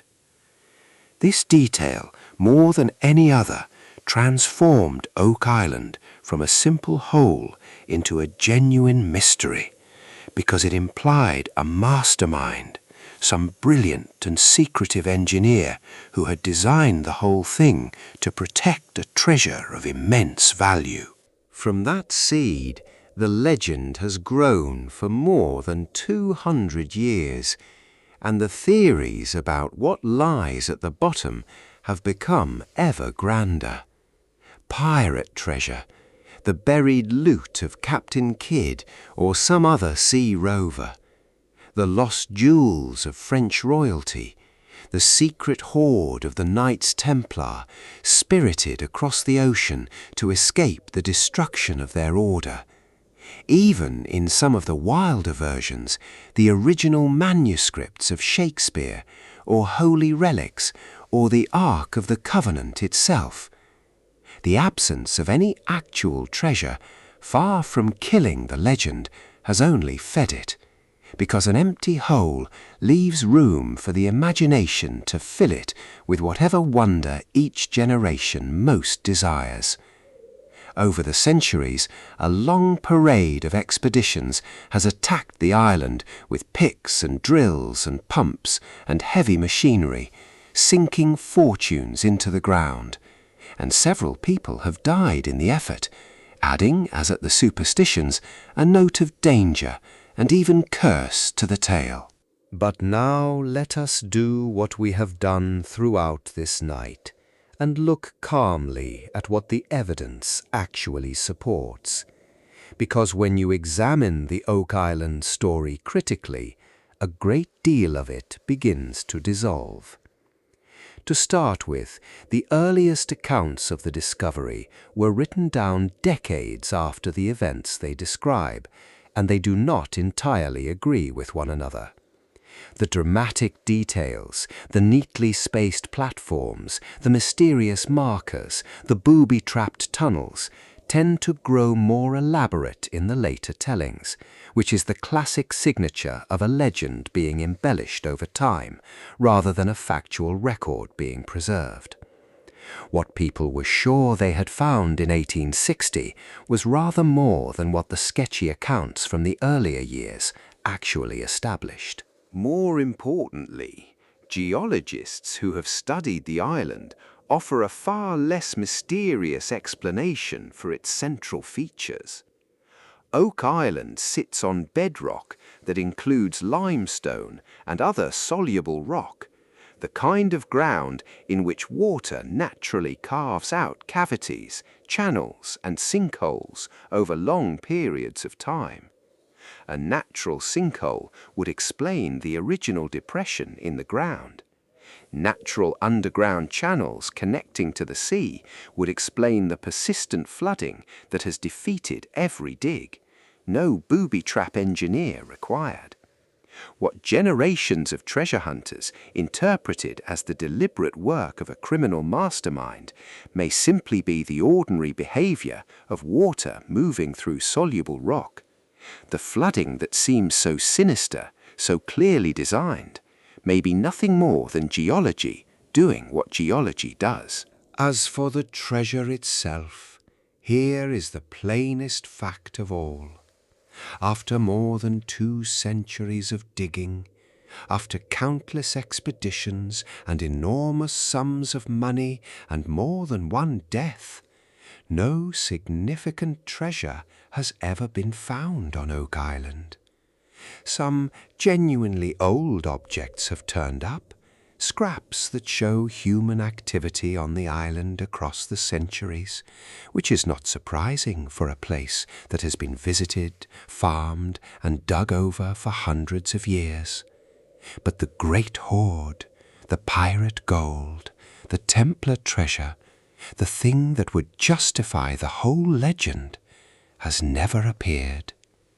The money pit has consumed vastly more wealth than it has ever yielded. The most reasonable conclusion is that Oak Island is a mystery that built itself, a natural geological feature that was mistaken, in an age hungry for buried treasure, for the work of human hands, and then elaborated across 2 centuries of storytelling into an ever more magnificent legend, sustained by the very fact that nothing was ever found.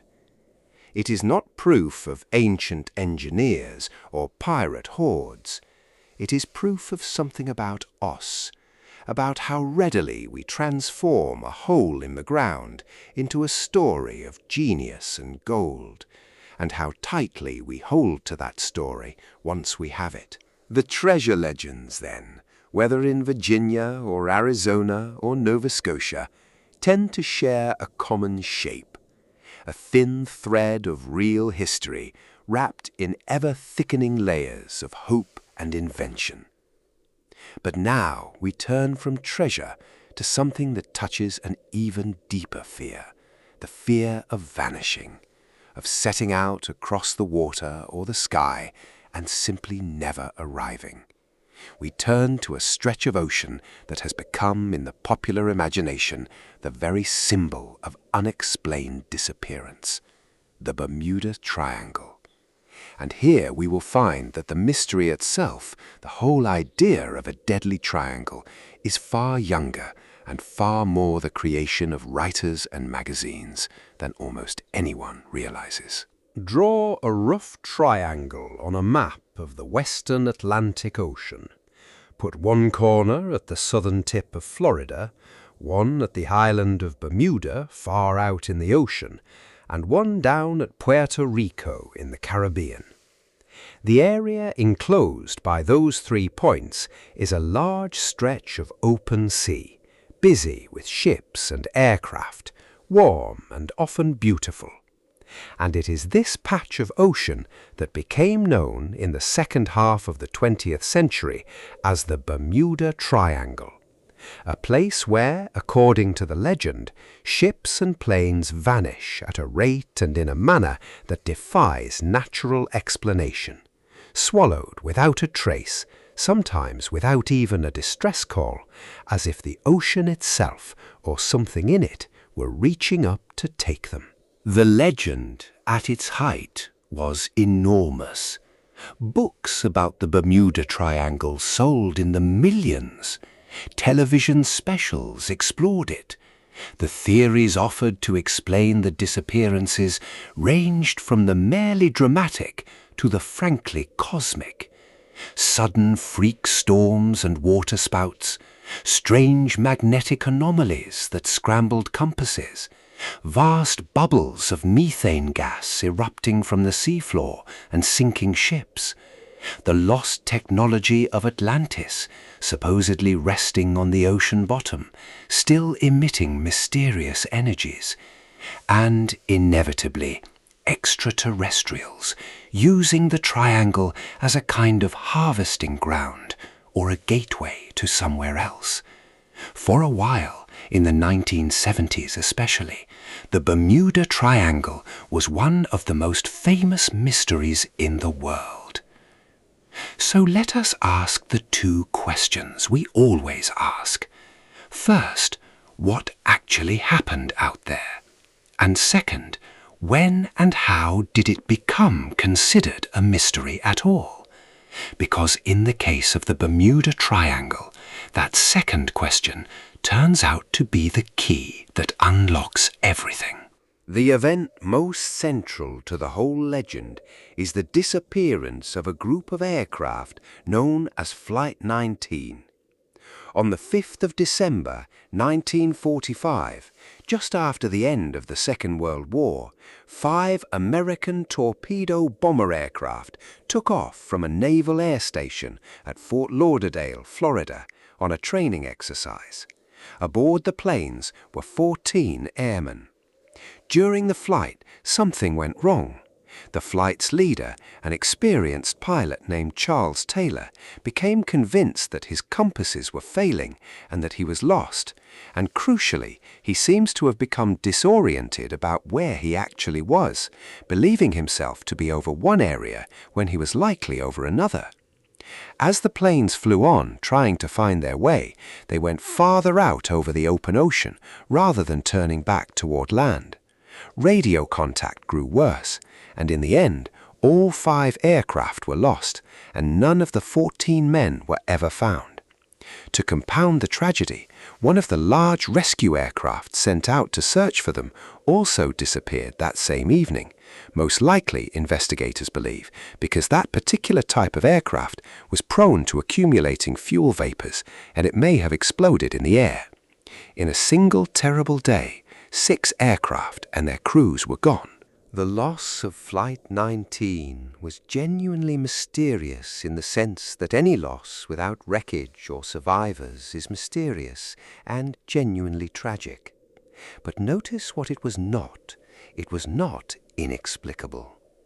A training flight led by a pilot who became convinced his instruments had failed and lost track of his position, flying out over a vast and unforgiving ocean as darkness and possibly bad weather closed in, running low on fuel far from land, is a recipe for disaster that requires nothing supernatural at all.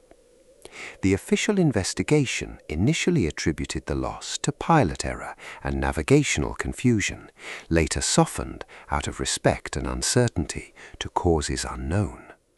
And that phrase, causes unknown, is not a claim that the laws of nature were suspended.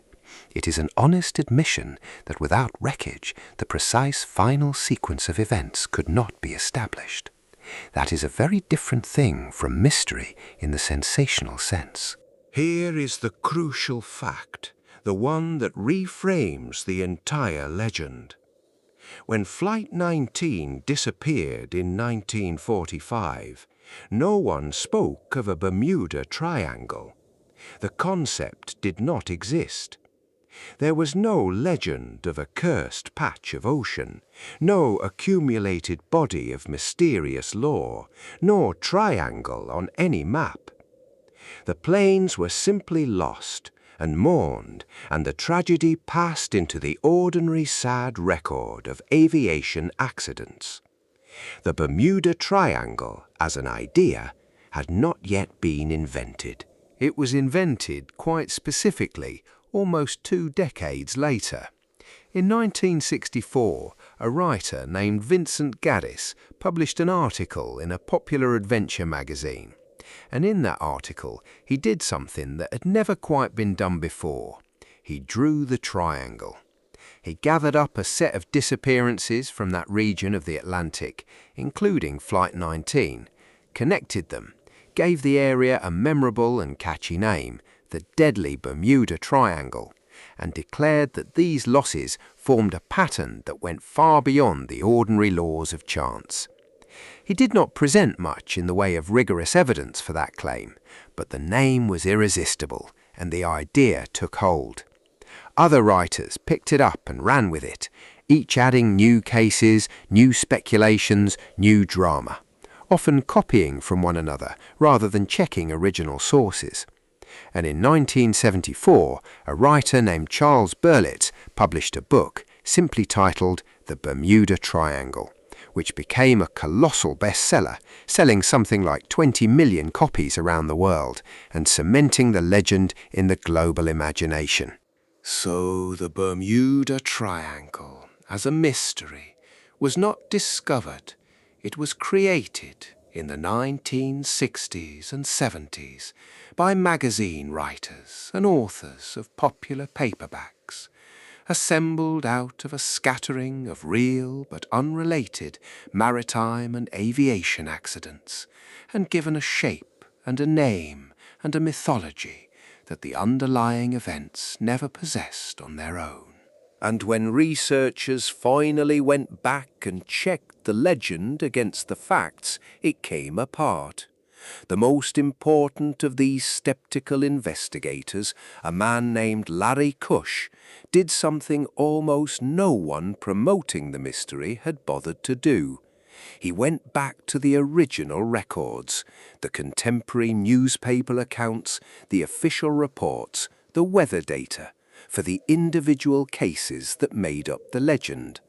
And case after case, he found that the mystery evaporated on contact with the evidence. Ships that were said to have vanished in calm, clear conditions had actually gone down in violent storms. Disappearances described as happening within the triangle had, on inspection, occurred somewhere else entirely, sometimes on the far side of the ocean. Some of the supposedly baffling losses had in fact been explained at the time, their causes perfectly well understood, until later writers stripped away the explanations to make the events seem mysterious. The legend, Cush concluded, was manufactured, a mystery that had been created deliberately or through carelessness by writers who exaggerated, omitted inconvenient facts, and copied one another's errors. And the broader statistics tell the same story. When you look at the actual rate of ship and aircraft losses in that stretch of the Atlantic and compare it fairly to other heavily traveled areas of ocean, it is not unusually high. This is one of the busiest maritime and aviation regions in the world, close to the American coast, crossed constantly by traffic, and subject to genuine natural hazards, sudden storms, the powerful current of the Gulf Stream that can quickly scatter wreckage, and stretches of unpredictable weather. With so much traffic and such real hazards, a certain number of accidents is simply inevitable, and there is nothing about the number or nature of them that exceeds what ordinary bad luck, bad weather, and human error would produce. The organizations that would most need to know, the insurers who set the rates for shipping, and the Coast Guard that patrols the waters, have long stated that they see nothing statistically extraordinary about the region at all.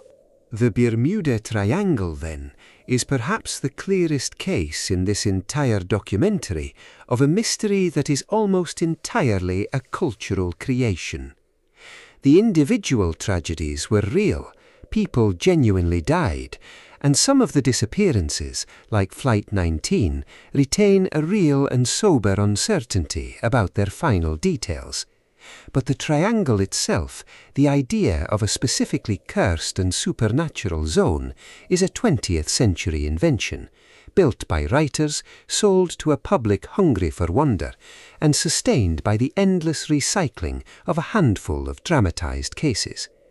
It is a mystery that tells us far more about the appetites of the reading public in the 1970s than about the physics of the Atlantic Ocean. But if the Bermuda Triangle shows us mystery at its most manufactured, our next case shows us something rarer and more sobering. A genuine, hard-edged, unsolved mystery, documented in exhaustive detail, investigated for decades by the full resources of the federal government, and still, to this day, without a definite answer. On a rainy night in the Pacific Northwest, a man in a business suit stepped out of the back of an airliner into the darkness with a fortune strapped to his body and was never seen again. His name, as far as anyone knows it, was Dan Cooper. On the afternoon of the 24th of November, 1971, the day before Thanksgiving, a man walked up to the counter at the airport in Portland, Oregon, and bought a one-way ticket for a short flight to Seattle, Washington. He gave his name as Dan Cooper. He was, by the descriptions that survive, an ordinary-looking man, middle-aged, dark-haired, wearing a business suit and a tie, calm and unremarkable. He carried a briefcase. Nothing about him drew attention. He boarded the aircraft, a Boeing 727, took his seat near the back, ordered a drink, and waited for the plane to take off. And then he handed a note to one of the flight attendants. The note said, in effect, that he had a bomb in his briefcase. When the flight attendant, perhaps thinking it was an unwanted advance, did not immediately react, he leaned toward her and told her quietly that she had better look at it. He opened the briefcase enough to show her a glimpse of what appeared to be wires and cylinders, the makings or the convincing appearance of an explosive device. And then he stated his demands. He wanted $200,000 in cash. He wanted 4 parachutes, and these were to be delivered to him when the plane landed in Seattle, or he would destroy the aircraft and everyone on it. What followed was, by the standards of such things, strangely orderly. The airline agreed to the demands. The plane circled near Seattle while the money and the parachutes were gathered.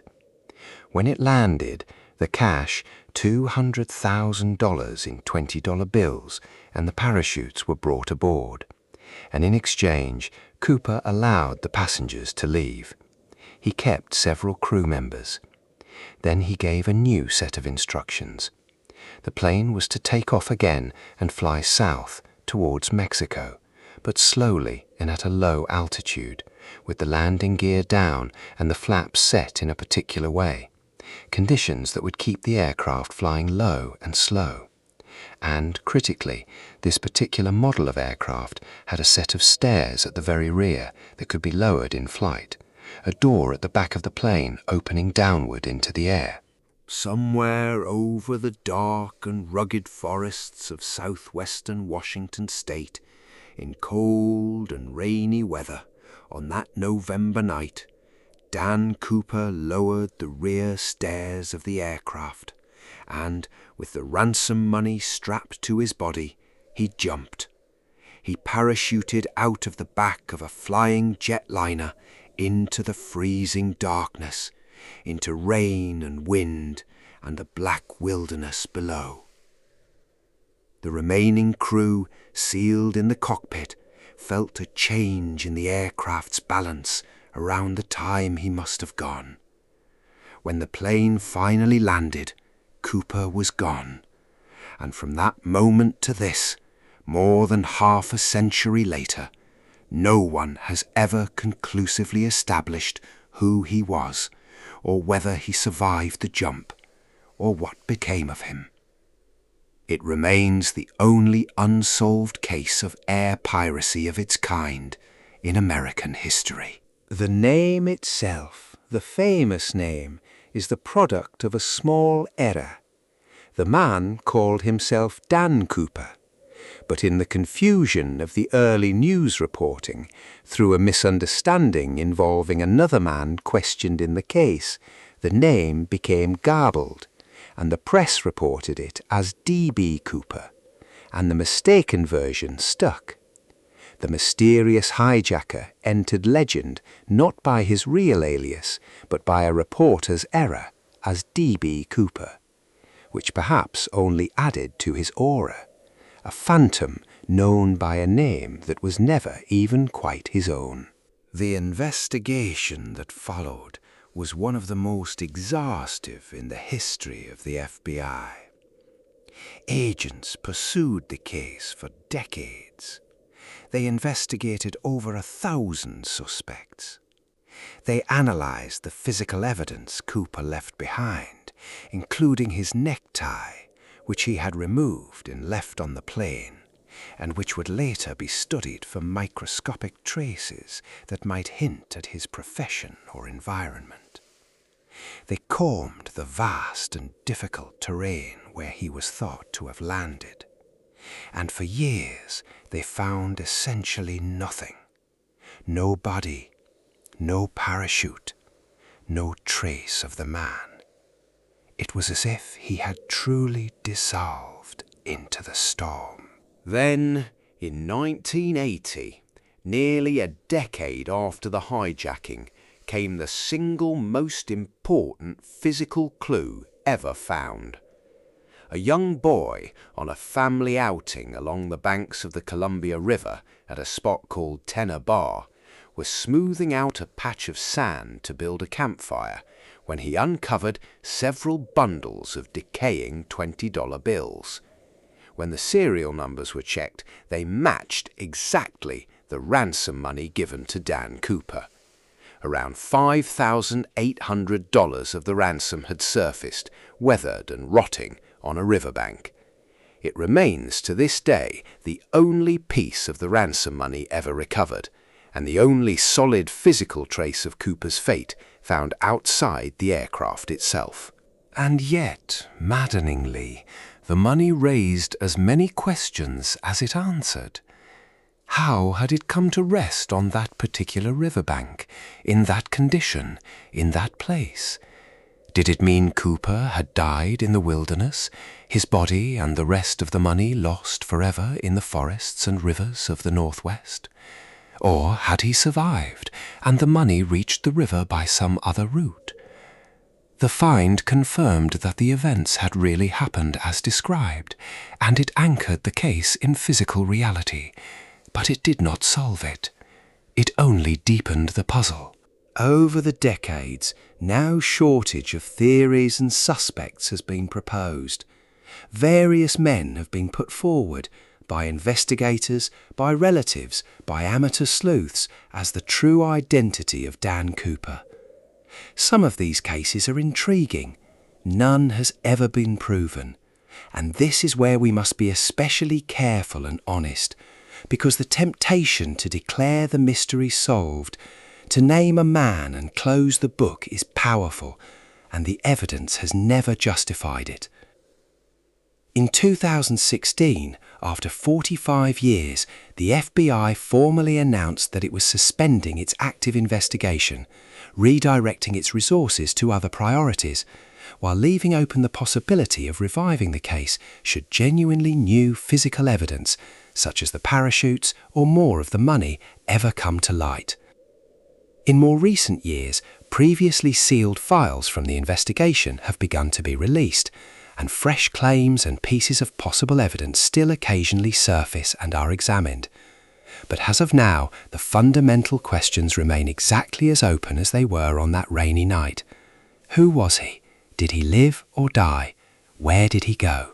The Cooper case deserves its fame, but for the right reasons. It is not a story of the supernatural. There is nothing about it that violates the ordinary laws of the world. A man devised a bold and risky plan, carried it out with unnerving calm, and escaped into a wilderness large and wild enough to hide him, alive or dead, forever. What makes it a genuine mystery is not that it defies explanation, but simply that the crucial fact, his identity and his fate, was never established, and after more than 50 years very likely never will be. It stands as a reminder that real mysteries do exist, mysteries that are not manufactured by writers or inflated by legend, but that are simply, honestly, unsolved, and it is all the more powerful for being so. Dan Cooper vanished into the physical wilderness of the Pacific Northwest. But America in the second half of the 20th century was also building wildernesses of a different kind. Secret places, hidden not by forests and rivers, but by fences and classification and the machinery of the Cold War state. And around those secret places, some of the strangest legends of all would grow. To understand the last great category of American mystery, we have to travel to a dry lake bed in the Nevada desert, to the most famous secret base in the world, Area 51, and the uses of secrecy. In the high desert of southern Nevada, far from any town, beside the flat white expanse of a dry lake bed called Groom Lake, there is a place that officially, for most of its existence, did not exist. It appears on no ordinary maps. Its airspace is forbidden to civilian aircraft. Its perimeter is guarded, its approaches watched, its workers sworn to secrecy and flown in on unmarked aircraft. For decades, the United States government would not even confirm that it was there. It is known by many names, but the one that has entered legend is a designation from an old map of the region, Area 51. Few places on Earth have gathered more mythology. In the popular imagination, Area 51 is the beating heart of everything hidden and strange in America, the place where the government keeps its deepest secrets. The most famous of these legends holds that the base is where the wreckage of crashed alien spacecraft is stored and studied, where the bodies of extraterrestrials are hidden away, where captured alien technology is reverse-engineered in underground laboratories.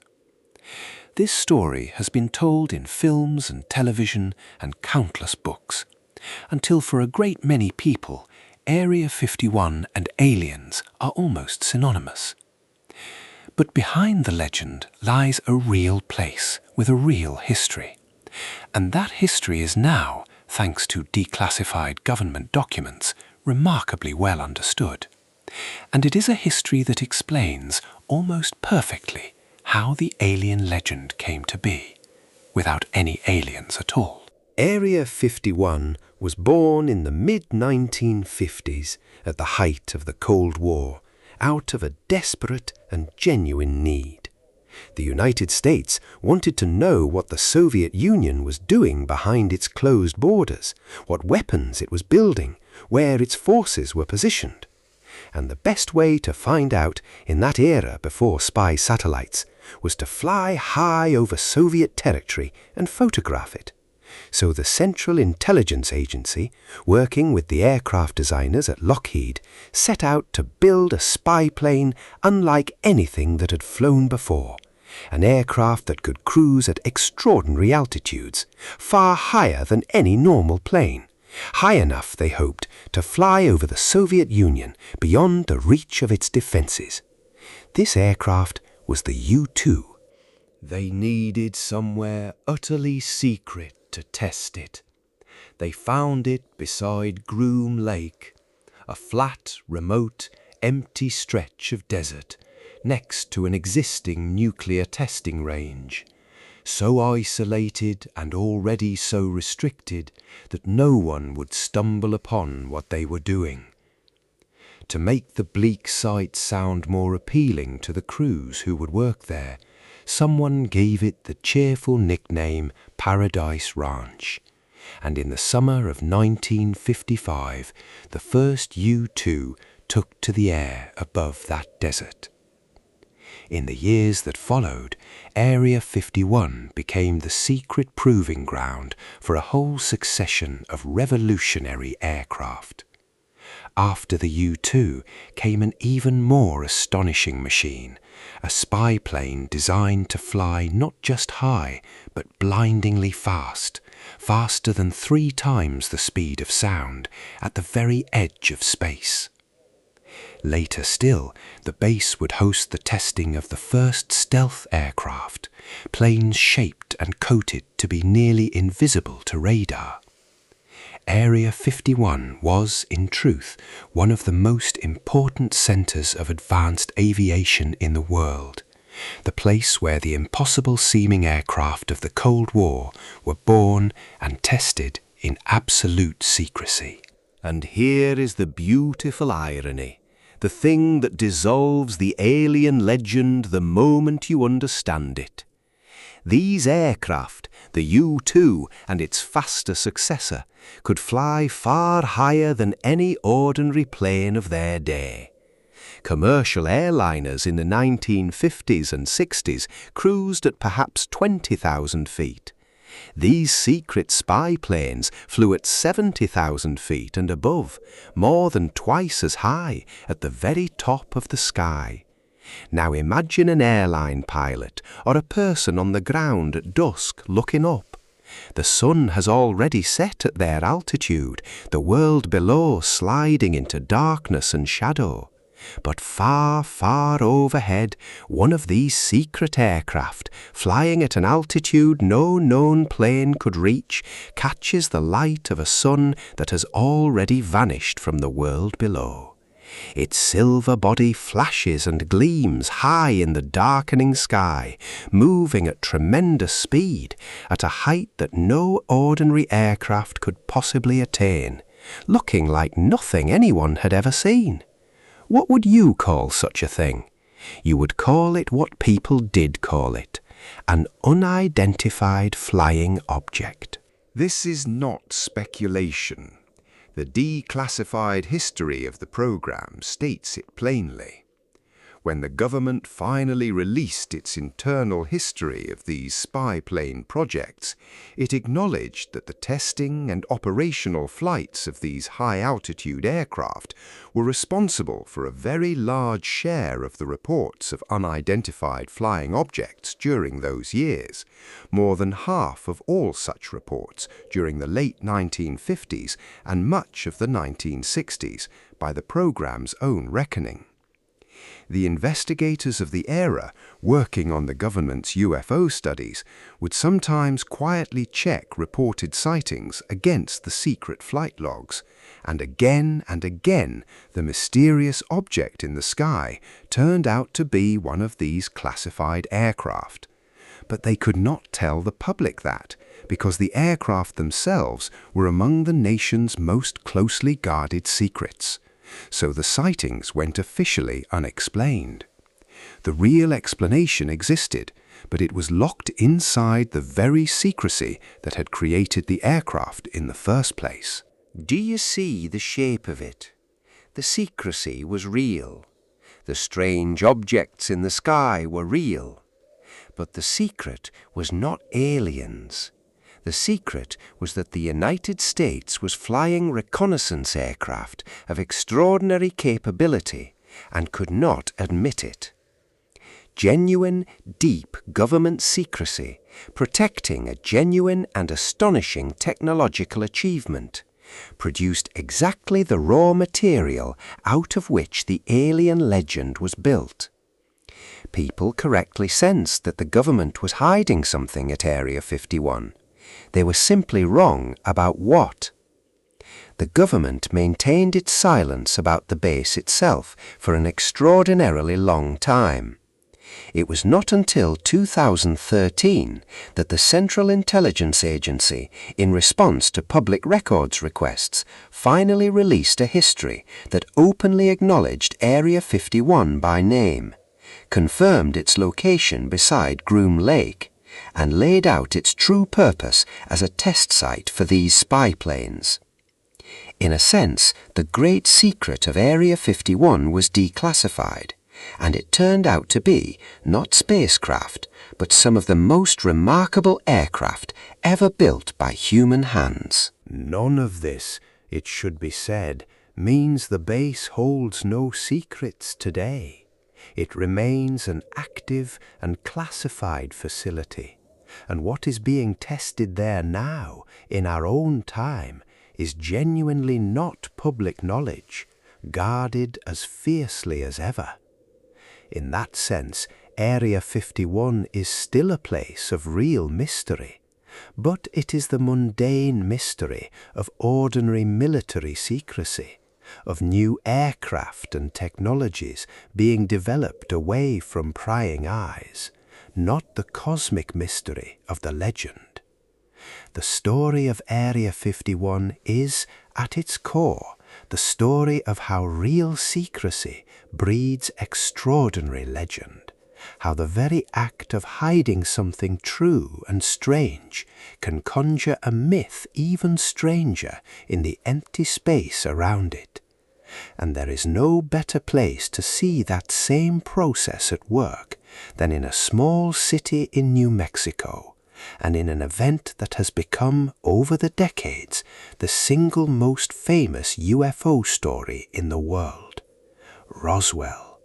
Roswell and the growth of a myth. In the summer of 1947, on a ranch in the desert country near Roswell, New Mexico, a rancher named Mac Brazel came across a scattering of strange debris across his land. It was odd-looking material, foil-like and papery, with sticks and rubbery strips and tape spread over an area of his property, the wreckage, evidently, of something that had fallen from the sky. He gathered some of it up, and in time word of the find reached the nearby Army airfield, home to a bomber group. What happened next would echo for generations. The military took an interest, and then, on the 8th of July 1947, the public information officer at the airfield did something that would prove momentous. He issued a press release, and the local newspaper ran it under a headline announcing that the Army had captured a flying disc. In the language of that summer, a flying disc meant one of the mysterious flying saucers that had suddenly become a national craze. For 1947 was the very year the modern era of UFO sightings had begun, with reports of strange discs in the sky filling the newspapers. And here was the Army apparently announcing that it had one. The excitement lasted only hours. Almost immediately, higher-ranking officers stepped in to correct the story. The debris, they explained, was not a flying disc at all. It was the wreckage of a weather balloon. To make the point, the material was displayed for the press, and a general and his weather officer identified it as the remains of a balloon and its radar reflector, the foil-covered target used to track such balloons. The newspapers ran a new headline, walking the story back. It had been a balloon all along. And with that, remarkably, the story died. For decades, more or less, Roswell was forgotten. It did not become a famous mystery. It became a minor and slightly embarrassing episode in which an Army officer had briefly mistaken a weather balloon for a flying saucer. Through the 1950s and 60s, hardly anyone spoke of Roswell at all. Here is a fact that surprises almost everyone. The great Roswell mystery, the one everybody knows, the one about crashed aliens and hidden bodies and government cover-up, did not really exist for the first 30 years after the event. It was born much later. It was around 1980 that a book appeared presenting Roswell as a UFO cover-up, weaving together the original 1947 event with the recollections of various people gathered decades after the fact, and proposing that what had really crashed was an alien spacecraft and that the weather balloon story had been a deliberate lie to conceal it. That book and the wave of interest and further books and television it inspired is what truly created the Roswell legend. Over the following years, the story grew and grew. Accounts of alien bodies recovered from the crash appeared. Alleged witnesses came forward, often many years after the events, with ever more dramatic recollections. The tale acquired autopsies, hidden hangars, threatened witnesses, an entire elaborate mythology. Roswell became, decades after it supposedly happened, the founding legend of American UFO belief. But what had actually crashed on that ranch in 1947? Here the truth is genuinely interesting, and it involves real secrecy of exactly the kind we saw at Area 51. The weather balloon explanation given in 1947 was itself not the whole truth. It was a convenient cover for something that was, at the time, genuinely classified. Decades later, in the 1990s, the Air Force released reports acknowledging what the debris had really been. It was the wreckage of a balloon, yes, but not an ordinary weather balloon. It was part of a then top-secret program called Project Mogul. Project Mogul was one of the more ingenious ideas of the early Cold War. The United States desperately wanted to know when the Soviet Union succeeded in testing an atomic bomb. And one way to detect a distant nuclear explosion was to listen for the low-frequency sound waves it would send through the upper atmosphere. So the program sent up long trains of balloons carrying sensitive listening equipment high into the sky to eavesdrop for the sound of Soviet nuclear tests. These were not the small balloons of an ordinary weather station. They were long, elaborate strings of balloons and instruments and radar reflectors, and they were secret. When one of these balloon trains came down on the Brazel Ranch, the ordinary personnel who first handled the debris had no idea what it was because they were not cleared to know about Mogul. The materials, the foil and sticks and rubber and tape, matched perfectly what the rancher had described. It was, in the end, a secret military balloon, and the weather balloon story was a cover to protect the true, classified nature of the project. The later reports even offered an explanation for the accounts of alien bodies that had crept into the legend over the decades.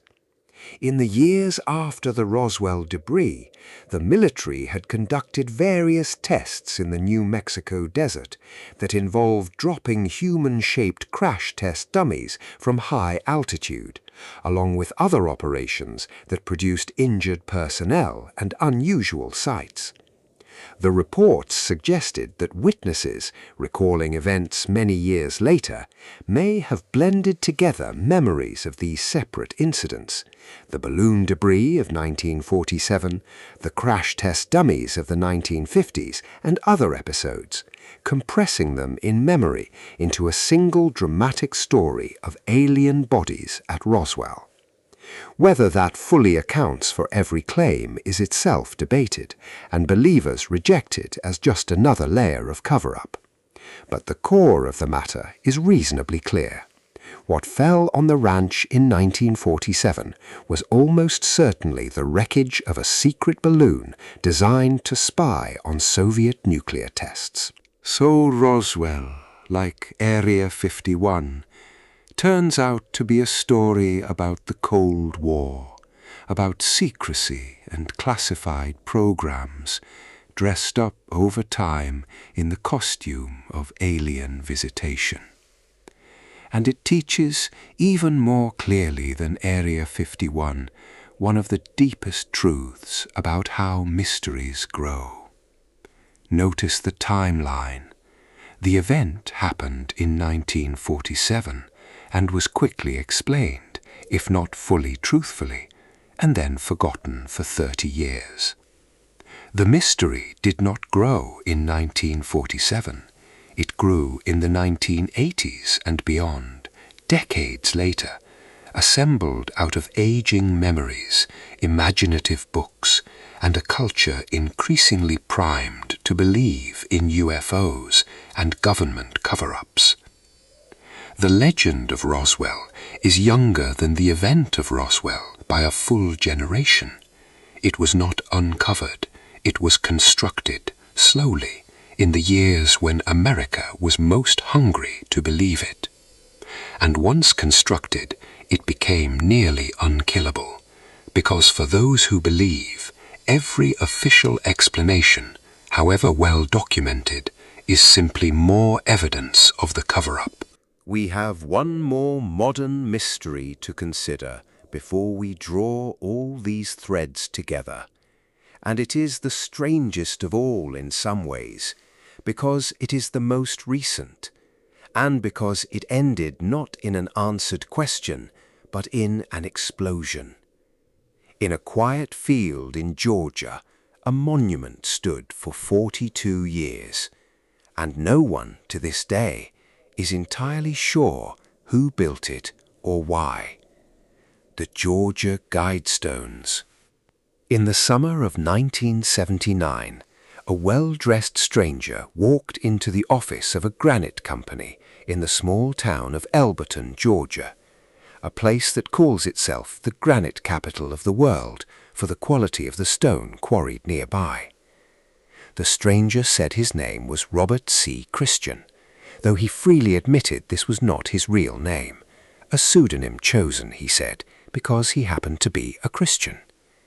He represented, he explained, a small group of loyal Americans who wished to erect a monument, and who wished absolutely to remain anonymous forever. He had detailed specifications, he had the means to pay, and what he wanted built was unlike anything the company had ever made.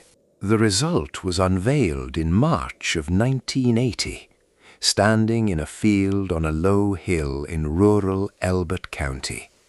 It was a monument of enormous granite slabs, several great upright stones, nearly 20 feet tall, arranged around a central pillar and topped by a capstone, the whole thing built with real astronomical precision, aligned to the sun and the stars, functioning as a kind of calendar and sundial.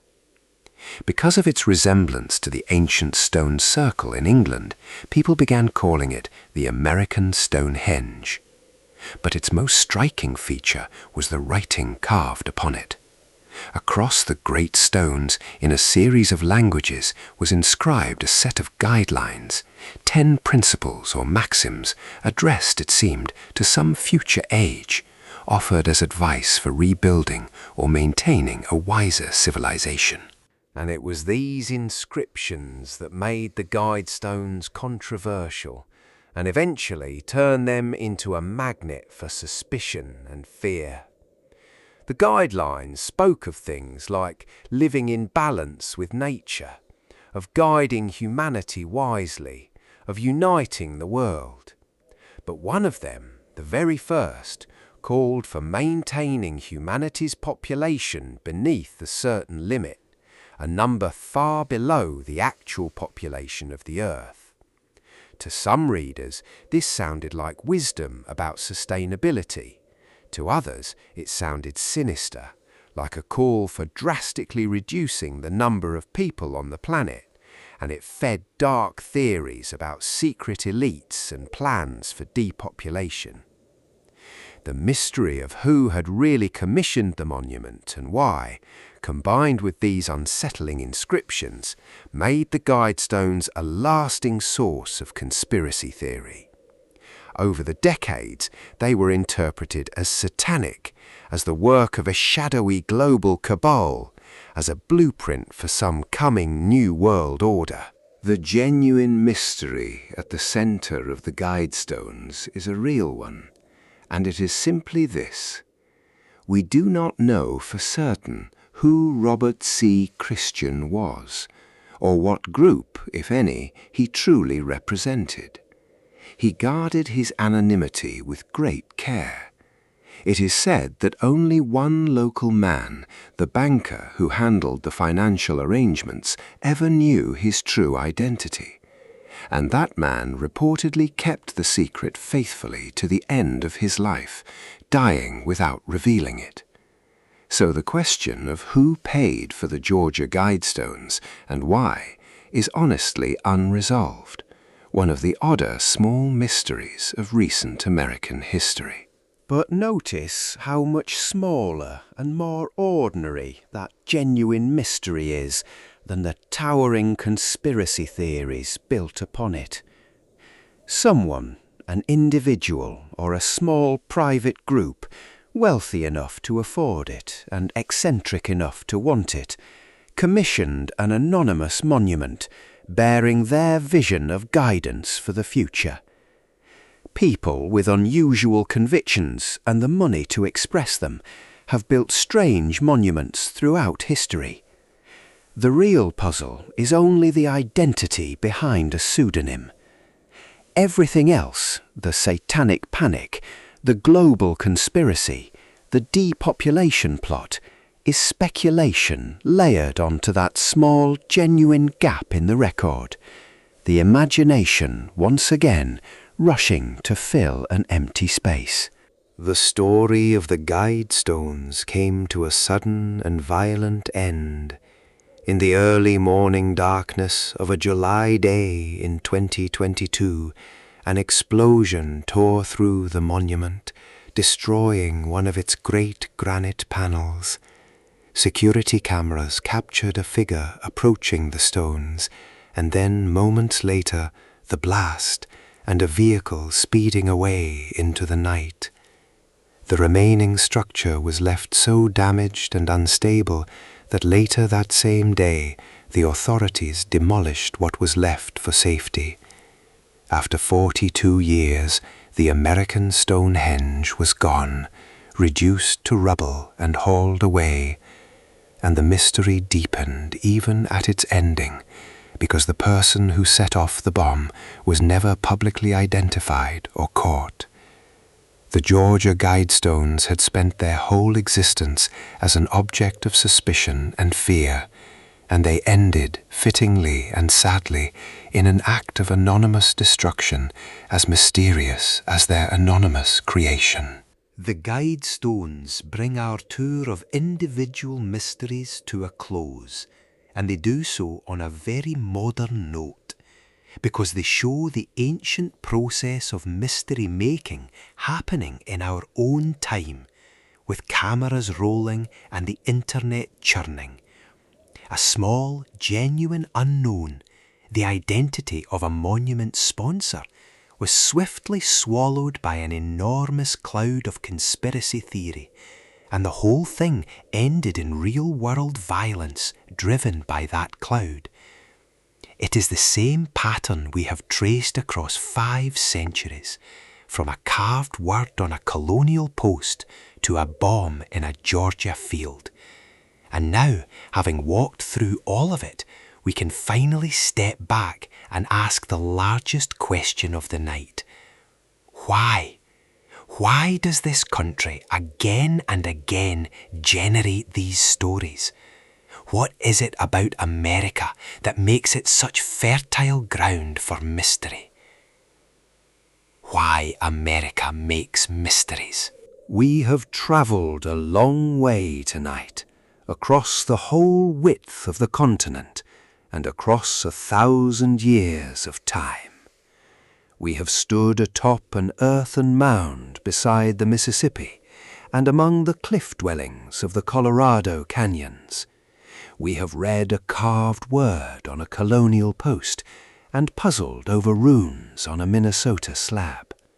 We have dug alongside treasure hunters in Virginia and Arizona and Nova Scotia, sailed into a stretch of allegedly cursed ocean, jumped from a plane into a rainy night, and peered through the fences of secret desert bases. And now, having seen so many of these mysteries up close, we are in a position to notice what they have in common, and to answer the question this whole documentary has been circling. Why does America produce so many of them? The first and simplest answer is the thinness and youth of the written record. America, as a nation of documents and archives, is very young, only a few centuries old. But it sits upon a land that is ancient and that was home for thousands of years before any European arrived to sophisticated peoples who did not leave behind the kind of written records that later historians rely upon. This creates enormous gaps. The builders of Cahokia and Chaco left magnificent monuments, but no chronicles we can read, no books explaining what their cities were for or why they rose and fell. Into that silence, later generations poured their speculations, and where they could not understand, they too often reached for the fantastic. Many of the deepest American mysteries exist precisely in the spaces where the historical record is thinnest, in the ancient indigenous past that the newcomers did not understand and frequently did not try to. The second answer is the sheer size and wildness of the land. America is vast, and much of it, for much of its history, was genuinely wilderness, forests and deserts and mountains, and stretches of ocean large enough and empty enough to swallow people and things without a trace. A colony could relocate and lose contact with the world that recorded it. A man could parachute into the forests of the Northwest and never be found. A group of aircraft could go down over a wide ocean and leave no wreckage. The physical scale of the country creates real opportunities for real disappearance, and disappearance, the failure of something to arrive, is the raw material of mystery. Where the land is large and empty, things can genuinely be lost. The third answer is the rapid and often chaotic way the country was settled and expanded. America grew explosively, violently, and carelessly. And in that rushing expansion, an enormous amount of knowledge was destroyed or ignored. The mound builder myth is the perfect example. The truth about the mounds was available, was known to the native peoples, was even correctly deduced by careful observers early on. But the momentum of expansion and the appetite for a justifying story steamrolled the truth, and a myth took its place. A myth that served the needs of a nation taking land from its original inhabitants. Again and again, American mysteries have grown in the gap opened when newcomers overwrote or dismissed the knowledge of those who came before, especially the native peoples, whose understanding of the land was ignored precisely when it could have dissolved the mystery. The fourth answer is government secrecy, particularly in the modern era. The Cold War created a vast machinery of official secrets, secret bases, secret aircraft, secret projects, and that machinery generated legend as a natural byproduct. When the government genuinely hides real and strange things, as it hid the spy planes of Area 51 and the balloons of Project Mogul, people correctly sense that something is being concealed, and in the absence of the true explanation, they supply their own. Secrecy does not merely hide the truth, it actively breeds alternative stories to fill the void. And those stories, aliens and cover-ups and conspiracies, can grow far stranger than the classified reality they replace. And the fifth answer, running through all the others, is the machinery of storytelling itself.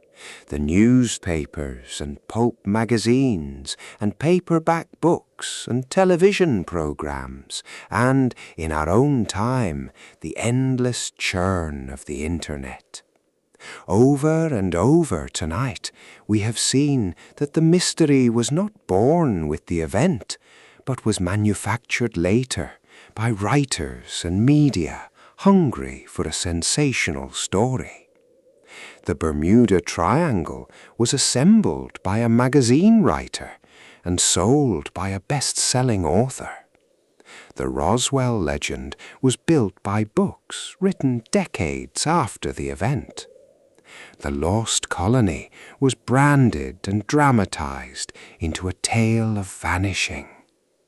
In case after case, the raw events, often quite explicable, were transformed into enduring mysteries by people who made their living or found their meaning in telling a good and frightening and wonderful story. The appetite of the audience for wonder and the willingness of storytellers to feed it is perhaps the single most powerful engine of American mystery. We make these mysteries, in the end, because we want them. That desire is not something to be ashamed of, and it is worth ending this part of our journey by saying so gently. The impulse to look at a gap in the record and fill it with a story is a deeply human one. It is the same impulse that produced our myths and our religions and our art, the refusal to accept a blank where meaning might be, the insistence on making the silence speak.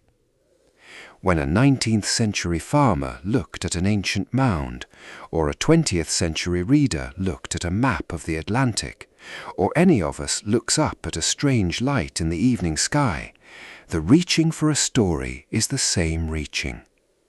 Sometimes that reaching leads us astray, into myths that serve prejudice or feed fear. But the underlying hunger, the need to understand, to fill the empty spaces of the world with meaning, is also the thing that drives the patient archaeologist and the careful historian and the honest investigator. The difference is only in the discipline, in whether we let the evidence guide the story or let the story outrun the evidence. And with that thought, we can return, at last, to where we began.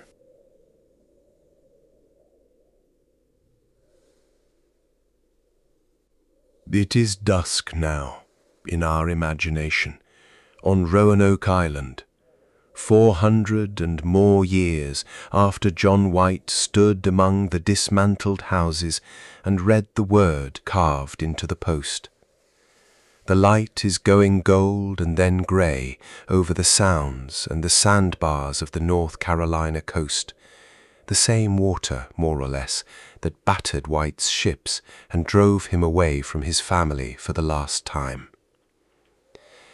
The settlement is long gone, its exact location itself now uncertain, claimed by erosion and time. But the question he left with still hangs in the salt air. What happened to them? And the larger question this whole long night has asked hangs there too. How much of America's mysterious past is truly unexplained, and how much only became a mystery because history and folklore and secrecy and imagination were mixed together until no one could tell them apart? Let us gather what we have found, calmly, one last time, and sort it honestly, because that sorting is the truest answer we can give.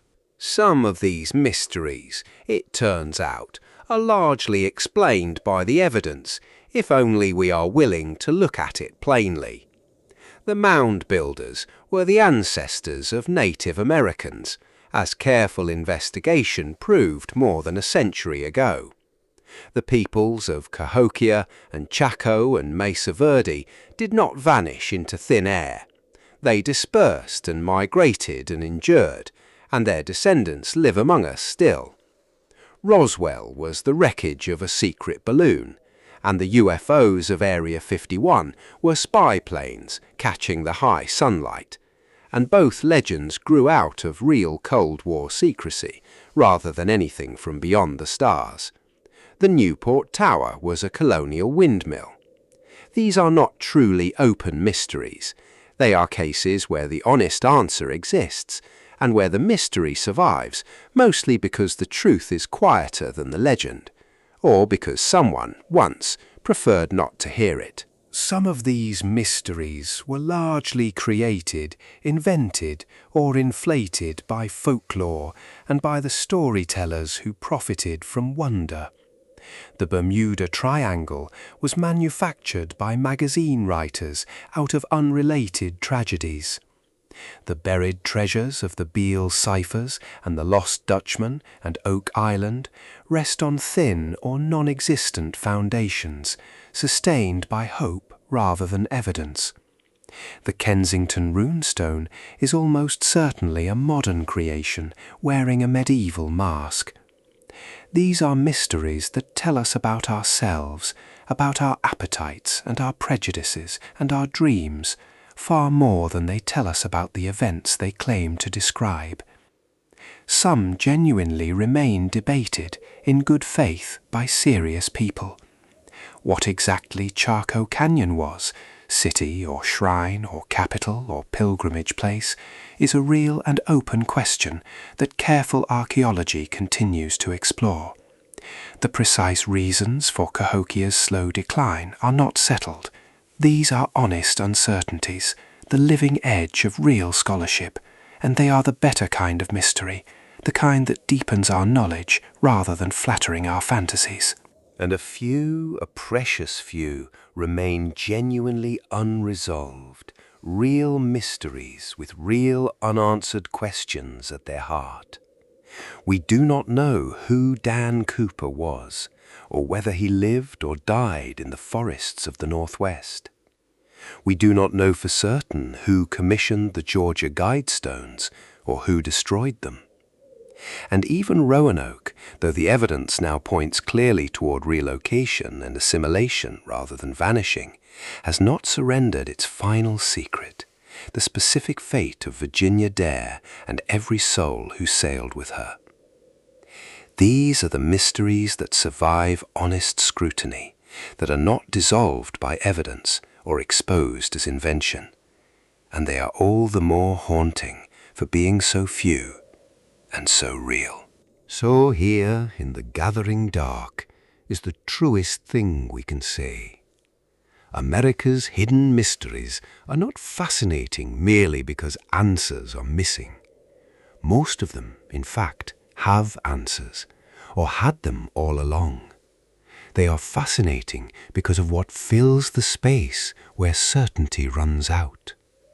Every generation that has looked at these silences, the empty settlement, the ancient mound, the strange stone, the lost patrol, the secret base, has filled them with its own fears and hopes and hungers, with its prejudices and its dreams, with the particular anxieties of its own age. The mound builder myth was the 19th century talking to itself about the land it was taking. The Roswell legend was the atomic age dreaming its own strange dreams. Each mystery is a mirror as much as a puzzle, showing us the face of the people who told it. And yet, beneath all of that, beneath the layers of folklore and the manufactured wonder and the comfortable myths, a few real mysteries do remain. A man stepped out of a plane into the rain and was never seen again. A colony left a single word carved in wood and slipped quietly into a history we can only partly follow. Somewhere in these stories, when all the invention is stripped away, there is still a genuine silence that the evidence cannot fill, and perhaps never will. That, in the end, may be the real gift of these mysteries. Not the false thrill of the impossible, but the honest humility of the unknown, the reminder that even now, even here, in a mapped and photographed and thoroughly documented country, there are still things we simply do not know, still spaces in the record where the truth has slipped beyond our reach, still a little darkness at the edge of the light. The tide moves against the shore of Roanoke Island, as it did the night the colonists carved their message and walked away into whatever came next. The stars come out, the same stars that guided lost patrols and secret aircraft and prospectors dying in the desert mountains. And the questions remain, quiet and patient, waiting for whoever comes next to try to answer them.